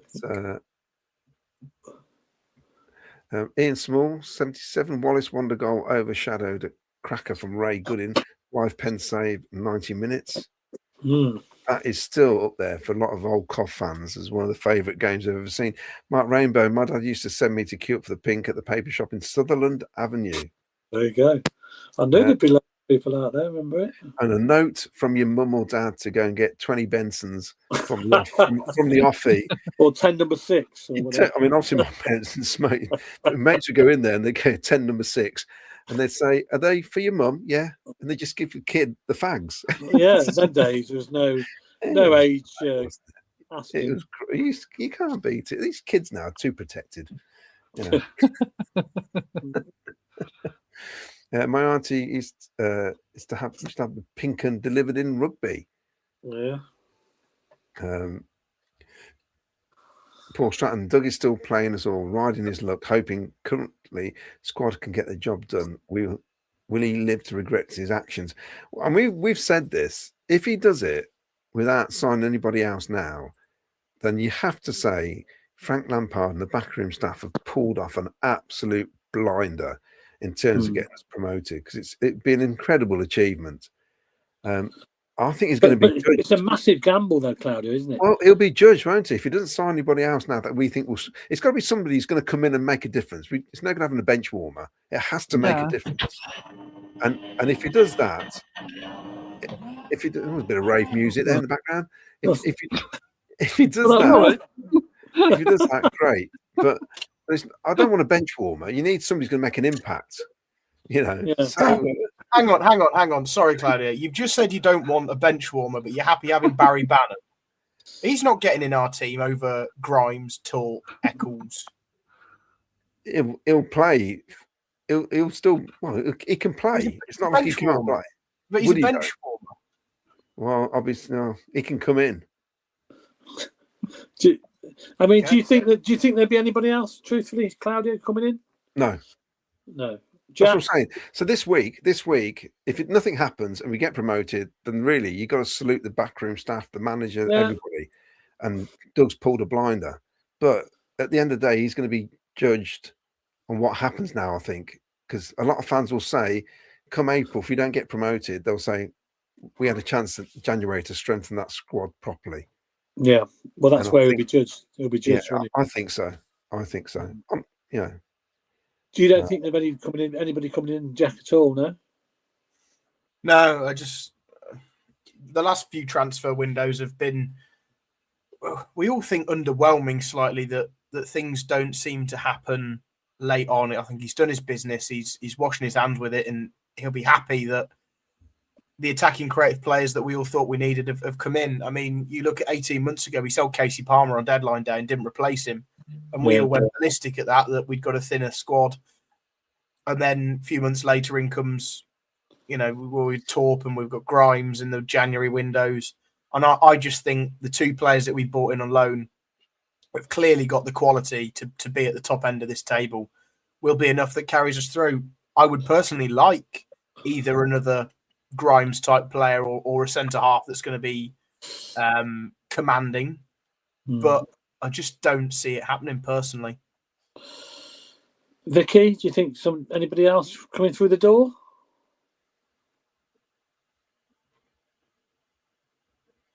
Vic? I think it's a difficult one, isn't it? Because like Claudia just alluded to, we don't want, it needs to be someone who's going to make a difference. There's no point just signing somebody for the sake of it. So it needs to be somebody we can get through. So I'd like to think that maybe we'll just see at least one more throw. But if the right person isn't available, I equally don't want to sign someone just for the sake of it. That adds nothing to the squad. So I think you have to trust that they're making the right decisions behind the scenes. So yeah, that's what I think. It's a massive gamble, I think, if no one comes in. When I say bench warmer, I mean the likes of Sean Maguire, where he was a bench warmer, whereas Barry Bannon would come on the pitch. He wouldn't just be sitting there for the next 18 games not getting a game. He's going to play at some stage. Yeah, but not that one that we bought in. Who did we bring in the other season in January? And I think he got about, what was his name? And we bought him in at the end of the transfer window in January a couple of seasons ago, and he barely played, so he made no difference whatsoever to the end of that season. And that's the sort of, like, that was just a point. I can't think what his name was now, but that was a completely pointless addition to the squad and just wasted money, really. So I don't want them to do that. I don't want them to bring someone in just to think it'll like please everybody that we've brought someone else in. It needs to be somebody that makes a difference. So like you said, like someone like Bannon, he might not start every week in our 11, but he would make a difference, wouldn't he? But then there'll be other people out there that add nothing at all. So, yeah. I personally think there'll be one more. I really do. I think there'll be one more coming. So, it'll be interesting to see. I think it's a massive gamble if he doesn't bring anybody else in. But we'll wait and see. And you got to rely on no more injuries, suspensions, and there's still, 18 games to go, is it? So, still a long way to go, and he won't have a better chance, will we? Let's face it. I don't think. Foxy Muldoon, our 007 agent, part one, took a deep dislike of Norwich since 2000, the year we graced with Craig Bellamy, least favourite CCFC player of all time. Yeah. I think he's the only person that me and Jim Brown have agreed is not coming on the History podcast. Even if he comes and asks you to come on. Yes, hopefully we've got Darren Huckabee soon on the History podcast. Peter Bodak as well is another one. We've got a few lined up. I just couldn't do it because I just couldn't deal with him. We're not one since 2009 because both clubs were going different directions, and after another relegation, Norwich had the money to become a yo-yo club in the Prem, whereas we are heading down where we're heading down the league. That's correct. It's all a bit skew with, isn't it? Glenn reckons Robbie Keane to Leicester. Tell you what, wouldn't surprise me. They try and have a go for Mark Robbins. No, they want Robbie Keane to play, not manage. They need goals from somewhere, don't they? Gavson Legrand says Jonah the Prophet has spoken. Stephen Humphries, we have a huge opportunity tomorrow night. Not worried about how we have performed previously against Norwich. Big incentive for the lads tomorrow night. Norwich have lost a couple at home in the league recently. We can win this tomorrow, I believe. 11-point promotion gap would be huge for us. Come on. Yeah, exactly that. It's such a good opportunity. In the 70s, 80s and 90s, Norwich was one of those similar clubs to us we would have hoped to beat, and often we did. Quite even between us. That's from Lee Lishman. Well, the thing is, it was one of the clubs along with, I think, Norwich, QPR, Crystal Palace at home, Southampton. We normally used to beat at home, and we're absolutely chronic away from home for some reason. So even then against Norwich was rubbish. I remember going FA Cup replay when 1983, 4 and about then. And we went down there. We'd drawn at home. We were 2-0 up at home. We drew 2-2. We went to Norwich. We lost 2-1 in extra time to an own goal. And I think it was Harry Roberts who scored the own goal. So you imagine that, going all the way down there midweek for a FA Cup game, losing in extra time. That'd be horrendous, that would. It was horrendous. And then the journey back was in this guy's brand new 3-litre Capri. And I was sat in the back getting thrown around everywhere. It's the worst journey. It's the quickest journey, but the worst journey to get home. No seat belts in them days, was there? No, it wouldn't have been. It hadn't come in yet. Yeah. So, or borderline if it had, and you used to forget to wear it, kind of thing. Do you know what's bizarre? Our record against Norwich throughout history is really good. 54 wins, yes, 37 draws, 40 losses. And the last 13 games, as I've said, 9 losses and 4 draws. It's the home. That away is 54 wins, 33 draws, and 31 losses, which is an incredible record. Which just recent years we've gone to pot. It's at home. We used to virtually beat them every time. They rolled up, we beat them. That was it. Ian Plimlock, I would get sent for the pink at Ball Hill when my mum got back from the game. That's a tricky one. I'm not sure it was safe in those days at Ball Hill on a dark night. Cam Barath says, hoping that I don't get a repeat of last year's game, losing it in the last minutes. Then when I went to recharge the car, the place had a load of Norwich fans. Some friendly banter was exchanged. If we play like we did last year and don't do the silly mistake at the end, we're going to win. Because last season, that first half was tremendous. I mean, the goal where Bidders, the 2 fullbacks scored. Bidders down one wing, crosses it, and Milan comes in and scores it. Yeah, it's fantastic. And then we just stopped playing in the second half, didn't we? Yeah. Craig Robinson says, Claudia, where's your boardroom tie? And are you in there again? Or are you back in the peasants area from now on? The tie's hanging up. The tie's hanging up there. I don't know is the answer to that. And no, we're not getting anybody else in there. That's it. Jonah's used all our credit. Day Sports Photos. He was called Ken DeLue. Ken. Latty, no idea.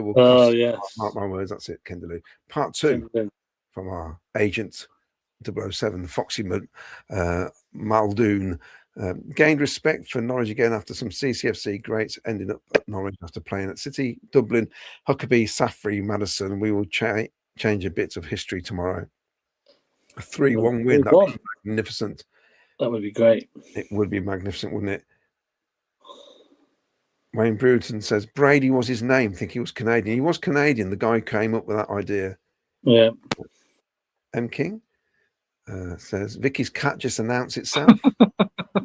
What was that going on? What happened, Vic? Oh, I'll tell you what. Don't think we're going to have points in the afternoon on a Sunday when we got a show because everything's going wrong tonight. It was there's a shredder and I kicked it and it went off and then I couldn't stop it. And I heard a gust, like a gust of wind or something. Is that Ken's notes he putting in there?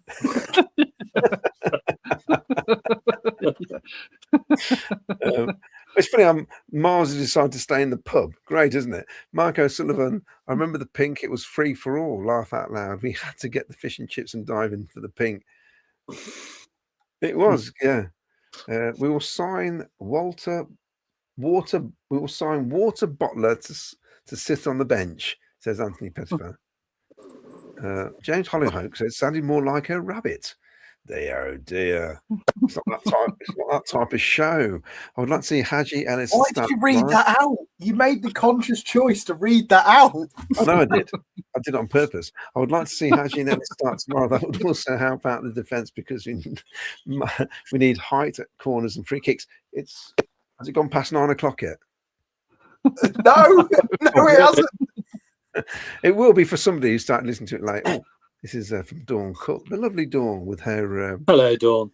her Tinder photo there.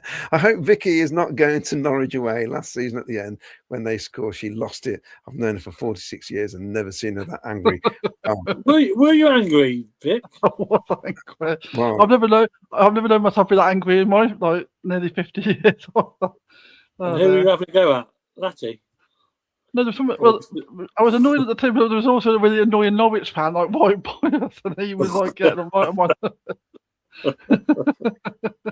I think, I mean, it's funny because obviously Rob Gurney apparently was absolutely raging, and the car Heels goes on about it, and rightly so, because it was awful, wasn't it? And we just thought it's bad enough watching it on telly. You can imagine if you were there. Well, we couldn't work out had it improved. That was the problem, wasn't it? We're thinking, oh, nothing's going to change, but obviously it did. But they obviously had a chat.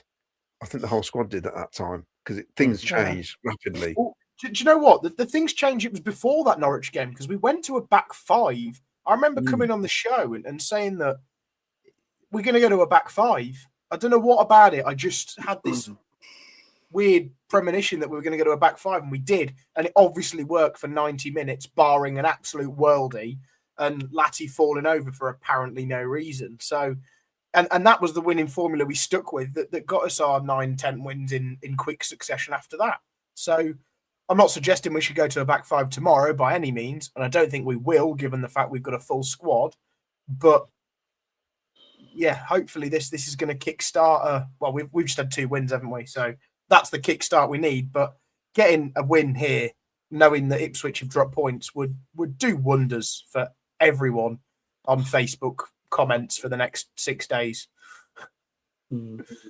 Definitely. Craig Robinson says, how times have changed. Jack can't remember the pink to read the match report. Can you remember life before mobile phones and social media? I'm not that young. Yes, I can remember life before mobile phones and social media. You sure? I was still born in the 90s, just to confirm. Like, I'm not a baby. I might be compared to Claudio, but I'm not a baby. Only just in the 90s. Only just. I was only 23 days into the 90s. Is still in the 90s, is it not? Yeah, so it's.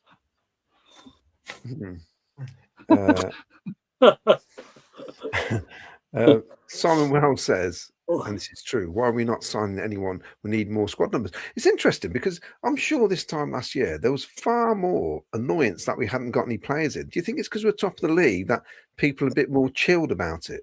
I think it is, because I don't see a lot on social media where people are ranting about we need more players. I can see some people saying they're concerned and think maybe could do with one more in, but this time last year it was a lot more heated, saying, come on, Doug, show us your money, what you like, and all this. It's definitely being top of the league's changed some of the attitude, I think. Yeah. Can I just say, last season, outfield players, we started 22 outfield players. One of those was Fabio Tavares, who made 1 league appearance off the bench. One of those was Jamie Passon, who made 8 league appearances off the bench.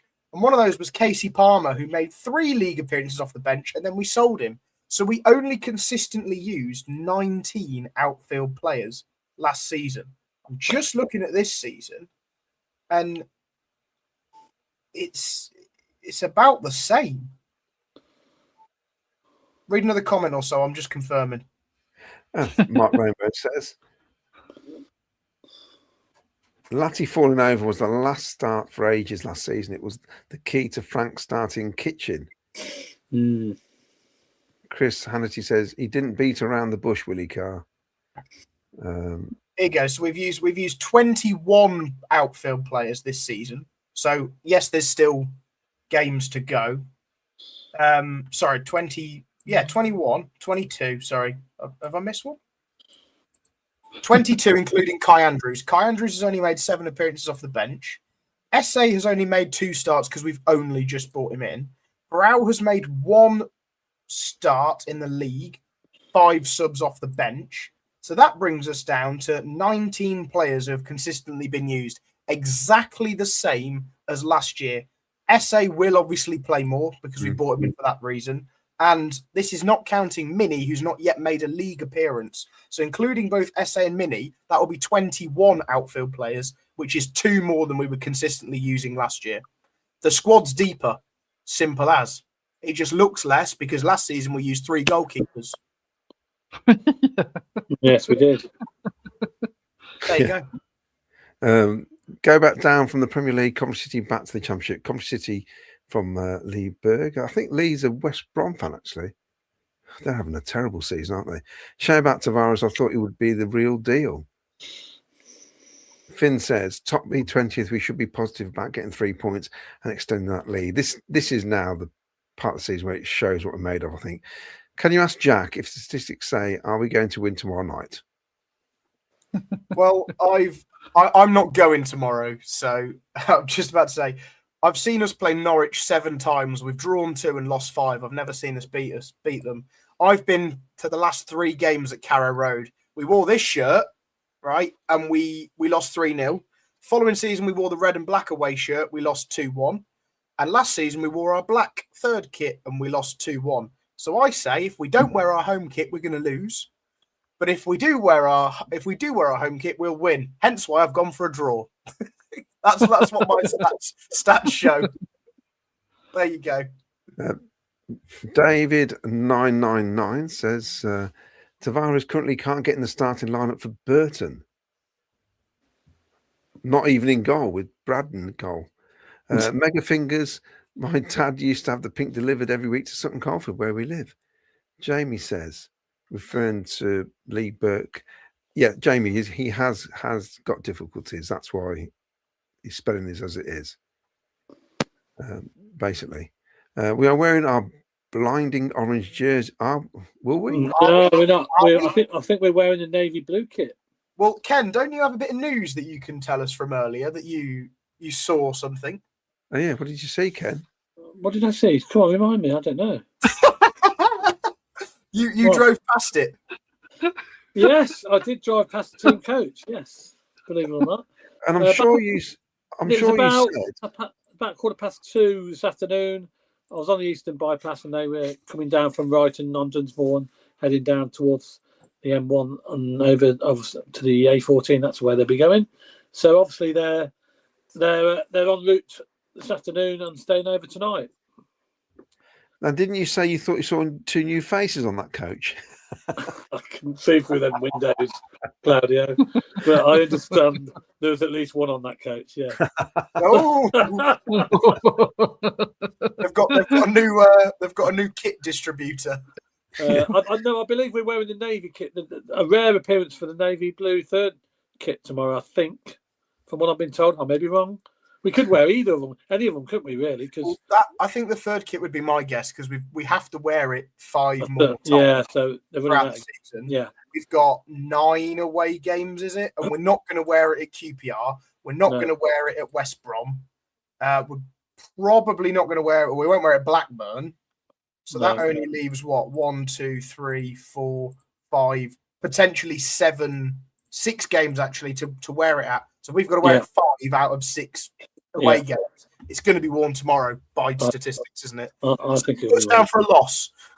Well, we didn't. Hey, look, we didn't lose at Southampton. We played well Southampton when we won. No, but I'm saying we don't win at Carrow Road unless we wear our home kit. So yeah, that's true. We're going to lose. Yeah. Frank Wood says, Jack, I've seen us beat Norwich loads of times home and away. Yes, but Jack, you've been to games a lot longer than I have, so you will have. Bobby needs to start, says Finn. He says Lee's all right, Jamie. Who said Bobby? No, Simon Wells says Bobby needs to start in place of WLADITT.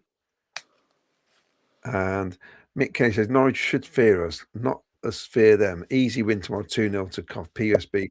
We are top of the league. Jim Smith says, I think the LEDs would burn out on TVs if they had to show Norwich in yellow and green and us in nuclear orange. And our retinas as well, probably. Coral, isn't it? It's the official name, Coral Orange. No, we are. We've obviously got the aftermatch thing tomorrow night. So are we all on? I think so. Yes, I think we will be. I'm going to have my hands full with you lot. Right. Can I put a question out to the listeners here? We did a transfer deadline show at the end of August, September time. We have the option to potentially do that next Monday, the 2nd of Feb. Is that something you'd all be interested in watching along? If so, let us know. We might see if a couple of us are available to do it again. And Claudia will wear Jim White's yellow tie that he wears normally on the transfer deadline day. Brilliant. Sky Sports. And got a bit of news. Jonah wants to come on next Sunday, so I think we can forward Jonah on, of course, as part of our international global Sky Blue fans TV team. Yes, absolutely. It surprised me, when he said it was only last May that I contacted him, because it feels like he's been around for ages, which is great, isn't it? So yeah. He squeezed so much into that trip, didn't he, in Cov? he was in London. He was there, everywhere. He's in a dungeon, weren't he, in Warwick? Yeah, that's how you cure a hangover, is me send him in a dungeon. He squeezed a lot down his throat as well. Well, from the sounds of things, man, he was drinking. He did when we heard him the next day. Yeah. Fair play to him.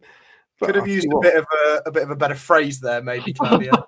He stood the test, though, didn't he? Which is he drank alongside the girls and boys of Coventry. Pretty impressive. Yeah. So where are we? More comments coming in. What do you think Clement's done to Norwich to turn it around? I don't know. Is it? People talk about new manager bounce. I mean, it's obviously happened at Man United with Carrick, hasn't it? He's had 2 great wins. He has. See, this is what makes me laugh about football, because Middlesbrough got rid of him because they felt like they were just stagnating, and he's gone. They've probably played 2 of the hardest matches they could possibly play Man United this season. They've won them both. Mad, isn't it? Absolutely mental. Yeah, but would you still give him the job? It's weird, isn't it? Well, that's the trouble. He's got to be a contender, hasn't he? But, I think he was decent, wasn't he? I think, unfortunately, at Middlesbrough, it was just a stagnation thing, wasn't it? Sometimes someone's just a club for too long and it just needs freshening up. I mean, we know that, don't we, with Mark Robbins? I think, like Carrick, he was doing a good job up there. Just he needed to get promoted probably one of those seasons, a bit like we did, and then otherwise it just needs someone else to come in to freshen it up again. It's nice to see him doing well at Man United and Arsenal losing. Yeah, I'm pleased with Michael. I like Michael Carrick. He comes across really well. I do. Jonas, this is Foxy Muldoon going on from Jonas' first CCFC game was against Leicester. My first game was when I was 10, 1984, 2-1 win against, funny enough, Norwich to beat relegation. Can you all remember your first CCFC game? I can. Yeah. Foxy, watch the history podcasts and you'll find out. Your first game, Ken. I think we did talk about this before. Quickly, your first game. I think my first game was Birmingham, I think, at home. That was first game in the late 70s. So my first game was the first game at the Rico, as it was. Beat QPR 3-0. Oh, Vicky. Last game of the 92-93 season against Leeds. Nice one. Of course, mine was, oh God, that's old. 1970 pre-season friendly. 1917 was that? World War One. 1970 pre-season friendly away at Blackpool. Wow. I bet there's a few went there. Blackpool away. Oh. No. Claudio and his dog. It was, for those who don't, if you do know the story, I'll quickly repeat it. My mum used to moan that my dad was always football. You don't take the family anywhere. He said, okay, let's go away for the weekend. And we went to Blackpool and Coventry playing. It so happened Coventry were playing. Of course, he never knew anything about that. Pre-season friendly, and we lost. And Tommy Hutchison, John Craven, and Neil Ramsbottom were all playing for Blackpool at the time. All ended up playing for Coventry. Wow. It says here, Mick, Martin, isn't it? M. King from Canada. Cloudy, you forgot to lock him in there so you don't lose further this season.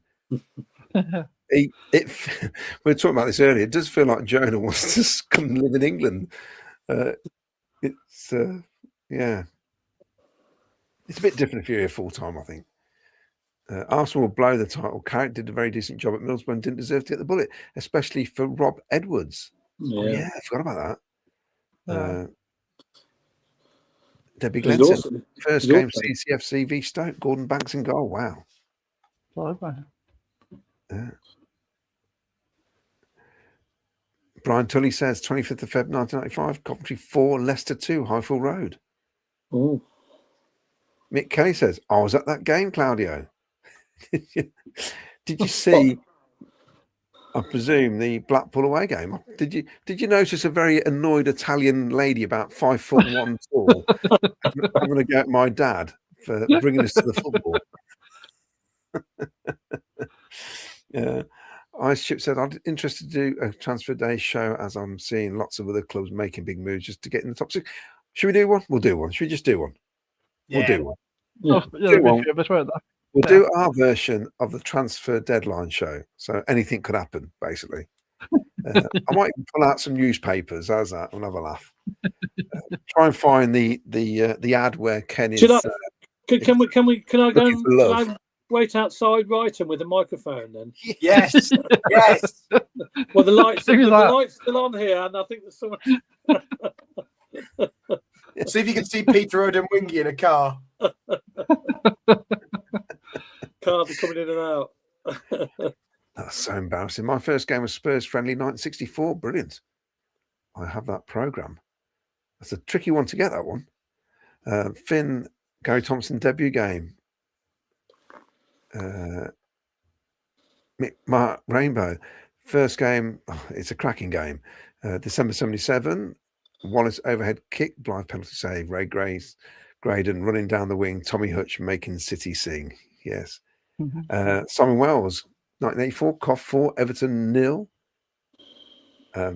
First game, Steve Curry, 1967. Man United at Highfield Road. George Best for Man U.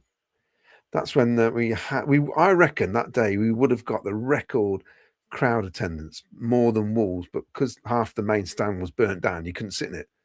But they still sat in the other half. Didn't care in those days. 1978, can't remember the team, but Wallace and Ferguson up front, Wayne Brewerton. And Gordon Milne, Claudio, Blackpool. Oh, good shout. It is a good shout. That Leeds game, that was my first game. It was 3-1 in like the 90th minute, and then we threw it away to draw 3-3. And I always feel like that was a very good introduction to my life as a Sky Blue fan, that things are never going to be simple. Yeah. Start you mean to go on. Yeah, and plus the pitch invasion and ripping out the seats and all sorts going on. Yeah. Oh, yeah. I was a bit worried when wouldn't let me go again, because I was thinking, she's going to think this is all like rough and that, and she's not going to let me come back. And Nathan Sullivan says, remember first game? Can't remember who we played 2 weeks ago. First game for Jim Smith. He says, Coventry West Ham, 87, 0-0. Was a mascot. Brilliant. Mm-hmm. Craig Robinson reckons that Jack Hamer being announced 10 minutes before the deadline cut-off time of the show, the Sky Blue Army would go balmy. You're not wrong. Imagine him, last ditch signing. Ken's outside with a microphone. Who's this I here? think It's I've Gustavo. seen Gustavo Hamer just arrive at Brighton in a blacked out Range Rover. Simon Wells says 4-3 Spurs game. First game for Ian Smalls was Wolves 67. First game for Mandeep Singh was Sunderland versus Coventry. I was in the home end as a boy and had to keep quiet. My first game, Nicholas James, 1981, Coventry 2, Nottingham Forest 2. Steve Whitten and Danny Thomas, fantastic. Would have been the 70s with West Ham at home 1-3-1, says Rich T. Anthony Pettifer says, my first game, remember John Tudor and Dave Clements, etc. Fantastic. Big Cyril winner off the crossbar. That's in the 4-3 v Spurs, wasn't it? Mark Rainbow, there's not many people who can say they saw John Beck playing in their first game. No. Yes. Ralph Wiggins, my first game was Monday night, 1959. We beat Tranmere Rovers 1-0. Ray Straw scored the winner. And Ray Straw is in our top 10 all-time goal scorers. Was he? Not like the list that guy was doing outside the stadium at that time of all-time top 10 goal scorers, and he got number 1, Gary McSheffrey. Dear, oh dear. Somehow he's doing stuff for the club now. Amazing. Clyde Best played for West Ham in my first game. Tully says, watched the documentary on the stand being burnt. Fireman interview, must have been a Villa fan. Said, any cups burnt? He said, no, fire didn't go into the kitchen. Hey. Dear. My first game, Liverpool 1978. I was 10. We won 1-0. Jim Blythe saved a penalty. Yes, I remember that game actually. Yeah. Did Dyson get the winner? Paul Dyson, yeah, the header. Yeah. My first game was Alan Dugdale, was in defence 1976. I was 7 years old. What we started here. Gordon Tully says, first game December 1972. Can't remember. Paul Stratton, I hope you're well. Doug needs to walk the walk. He does. Mark Sullivan says, West End, Fergie Wallace, 1981, West Ham, I think we won. Lee Burke, first game was 1995, watching the Baggies, fan for 25 years. Well, at least you've seen some Premier League action, haven't you, in that time, Lee? Yeah. Dietmar Brook testimonial, and then every home game and loads of away games until I moved to Pompey in 1990. And there's a long one here. November 1992, says Andrew Gray. Man City at home. Quinn's debut. Led 2-0, lost 3-2. Awful penalty conceded by Andy Pearce for Man City's winner. Also, great intro to supporting the City. Ian Plimlott says his first game at home was a loss 1-0. Haitley up front. Les Seeley in goal. Les lived over the road from my partner in the Riddings in Ulsden. Was it Riddings or Ridings? And if it's the game I'm thinking, I wonder if it was the last game of the season when they stayed up, Blues by beating us. Jack, why have we got to wear Navy kit 5 more times? You have to wear each non-home strip 6 times during the season for it to qualify. I don't really know why that's a rule. I think it's part of the deal with Hummel. I think they got 3 kits out. It's not a Hummel thing. It's a rule thing, a league rule thing. If you have a designated kit to be worn that's not a one-off special, you have to wear it 6 times during the season. I'm not sure if cup games count. I suppose that's being fair to the fans who are forking out all this money to pay for kits, and they don't actually see the players wearing them. They say, well, why am I buying it? So 5 sounds good rule, really. Can I just say, while it's on the top of my head, we've loaned out Callum Perry, who's made 3 starts for Rochdale, 75 minutes, 80 minutes, and a full 90. And Rochdale have kept 3 clean sheets. So they love him down in League 2, Claudio, I think they're in? No, National League. No, non-league. And they're loving him down there. 3 clean sheets, and they're saying he's really revolutionised their defence. So that's good news that we've got a defender that's a prospect that's absolutely. They played Solihull Moors the other week as well. Could have gone. I've forgotten he'd gone there. They played at home. I could have sat with Dave. I should have done that, shouldn't I? You sat with him enough times. Well, I've heard him say, Dave, any chance to get me VIPs? It's changed. I remember the 90s when we drew 3-3 Wimbledon and ended with 9 men as we came back. I remember that, Down. It's that's some achievement. And Craig says, will Ken be hiding in the bushes at Brighton, looking through the fences? Where do you think we got that photo of Hadji from 3 years ago? Andrew Gray says, I'll read a couple of more of these out. Andrew Gray says, my son's first game was supposed to be Hull home and ended up being the FA Cup semi with Man United. Never get a first game like that. That's a great first game. Bev Sky Blue, not my first game, but remember watching Cov with my granddad in the early 80s. We lost and the fan ran across the pitch and removed his Cov shirt and threw it down in front of the dugout. I do remember Was that you, Claudio? Was that you? When was that? What year was that? Claudio would have been in corporate. It was in the early 80s. We spoke about this on the History Podcast as well. Was it Gordon Milne the manager then? Or was it Bobby Gould? It was Bobby Gould, I think. Or Don Mackay. It was, Wife remembers her first game watching Ernie Hunt and Willie Carr, says Gordon Tully. Mick Kelly says, my first game versus Rotherham, 1964, got beat 3-5. Right. And one more, then it's back to you, Ken. Foxy Muldoon. Imagine if your first game was December the 4th, 1905, losing away at Sheffield Wednesday 4-3. Dublin hat-trick, pure CCFC madness. I think we were on Sky that night as well. I think it was a televised game. Was Sky around in 1995? Yeah. Yeah. Just the early 90s, I think, wasn't it? 92, 93 when they came on. Yeah. So, okay, is that it? Yeah. Right. Big thank you to everybody. 3,000 subscribers. We've done it. Yeah, and it's all thanks to you out there, you listeners, you watchers. Thank you very much. It's actually 3,003 live numbers. Is it? Wow, there you go. There you go. And just tell us about this then, Jack, because you'll be there, won't you? I'll be there as well. Yes. Yeah, Leamington Warwick Supporters Club. We've got a night at Racing Club Warwick. A couple of weeks now, not long. We've got Haji Wright, the man in form, the man who's finally scoring goals. Yes, we all want to speak to him, Claudio. Yeah, when we found out we were getting Haji, we were a bit apprehensive, thinking, you know, he's got to score, otherwise he's really going to get grilled. And he's come up with the goods.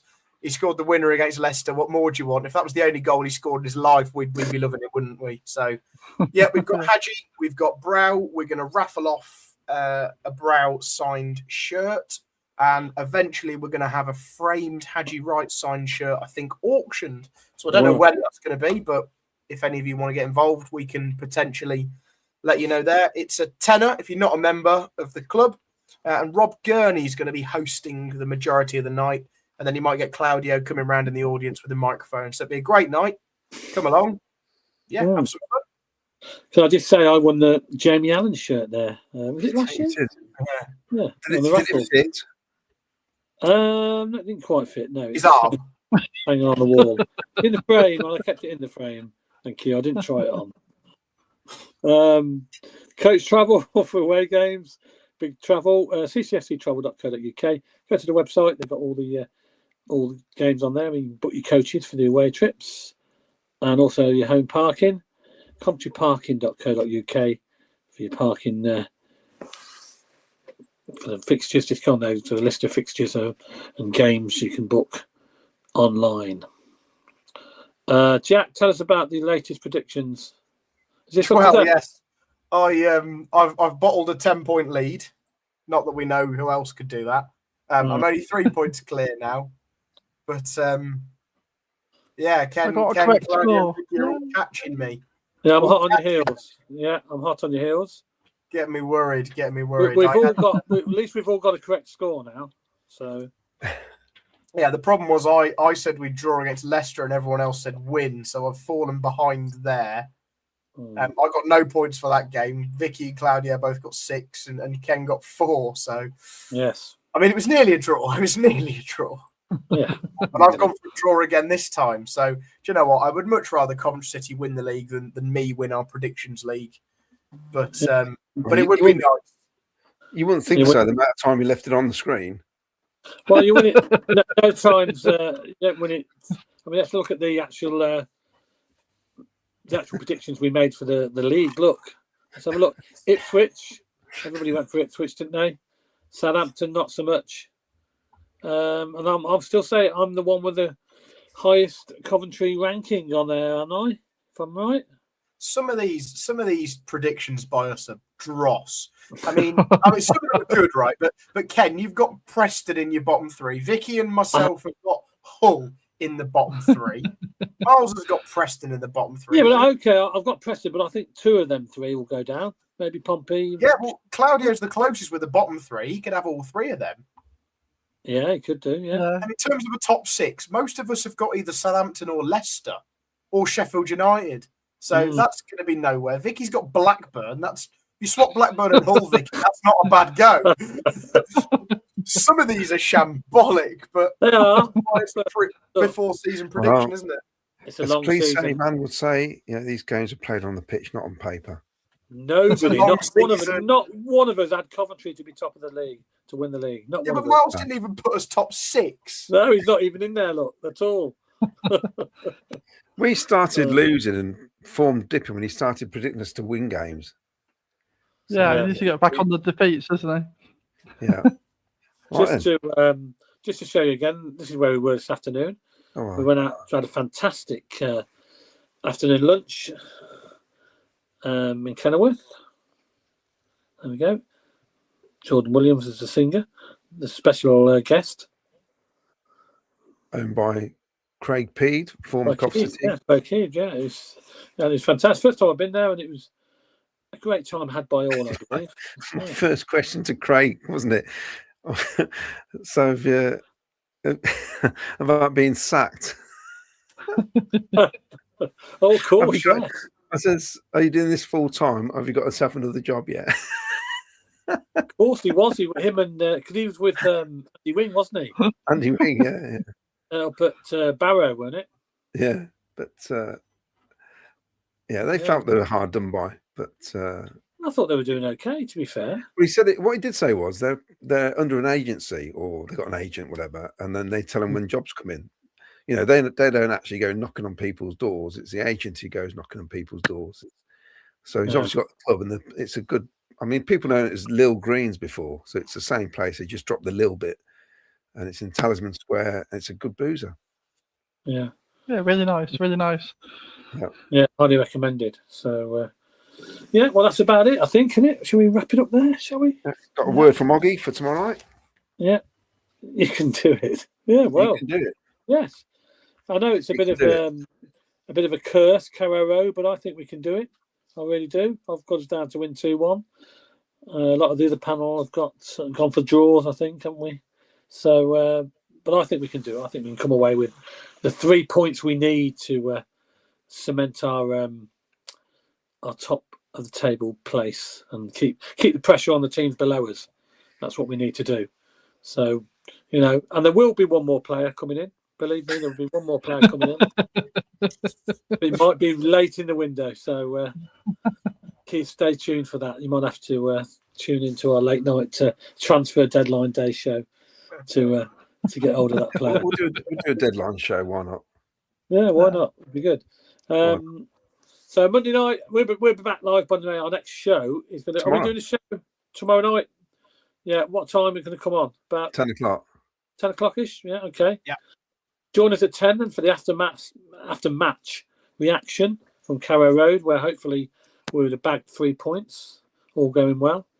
And if not, there'll be a few angry people, I'm sure, on their way back from Carrow Road if things don't go to plan. Can't be as worse as last year. So surely when we're winning with like 90 minutes on the clock and then throw it away, that can never happen again, surely. But, you know, never say never, they say. But it can. It can. It can. That's it then. Well, big play up Sky Blues, and good luck for tomorrow night. Everybody travelling to Carrow Road for the long trip, and hopefully we can bring back the 3 points. So a very good night to you all. Thanks for all the comments, and thanks for making us. Let's remind you. There you go. 3,000 subscribers. Well done all. Good night. A big play up Sky Blues, everybody. Play up Sky Blues. Play up Sky Blues.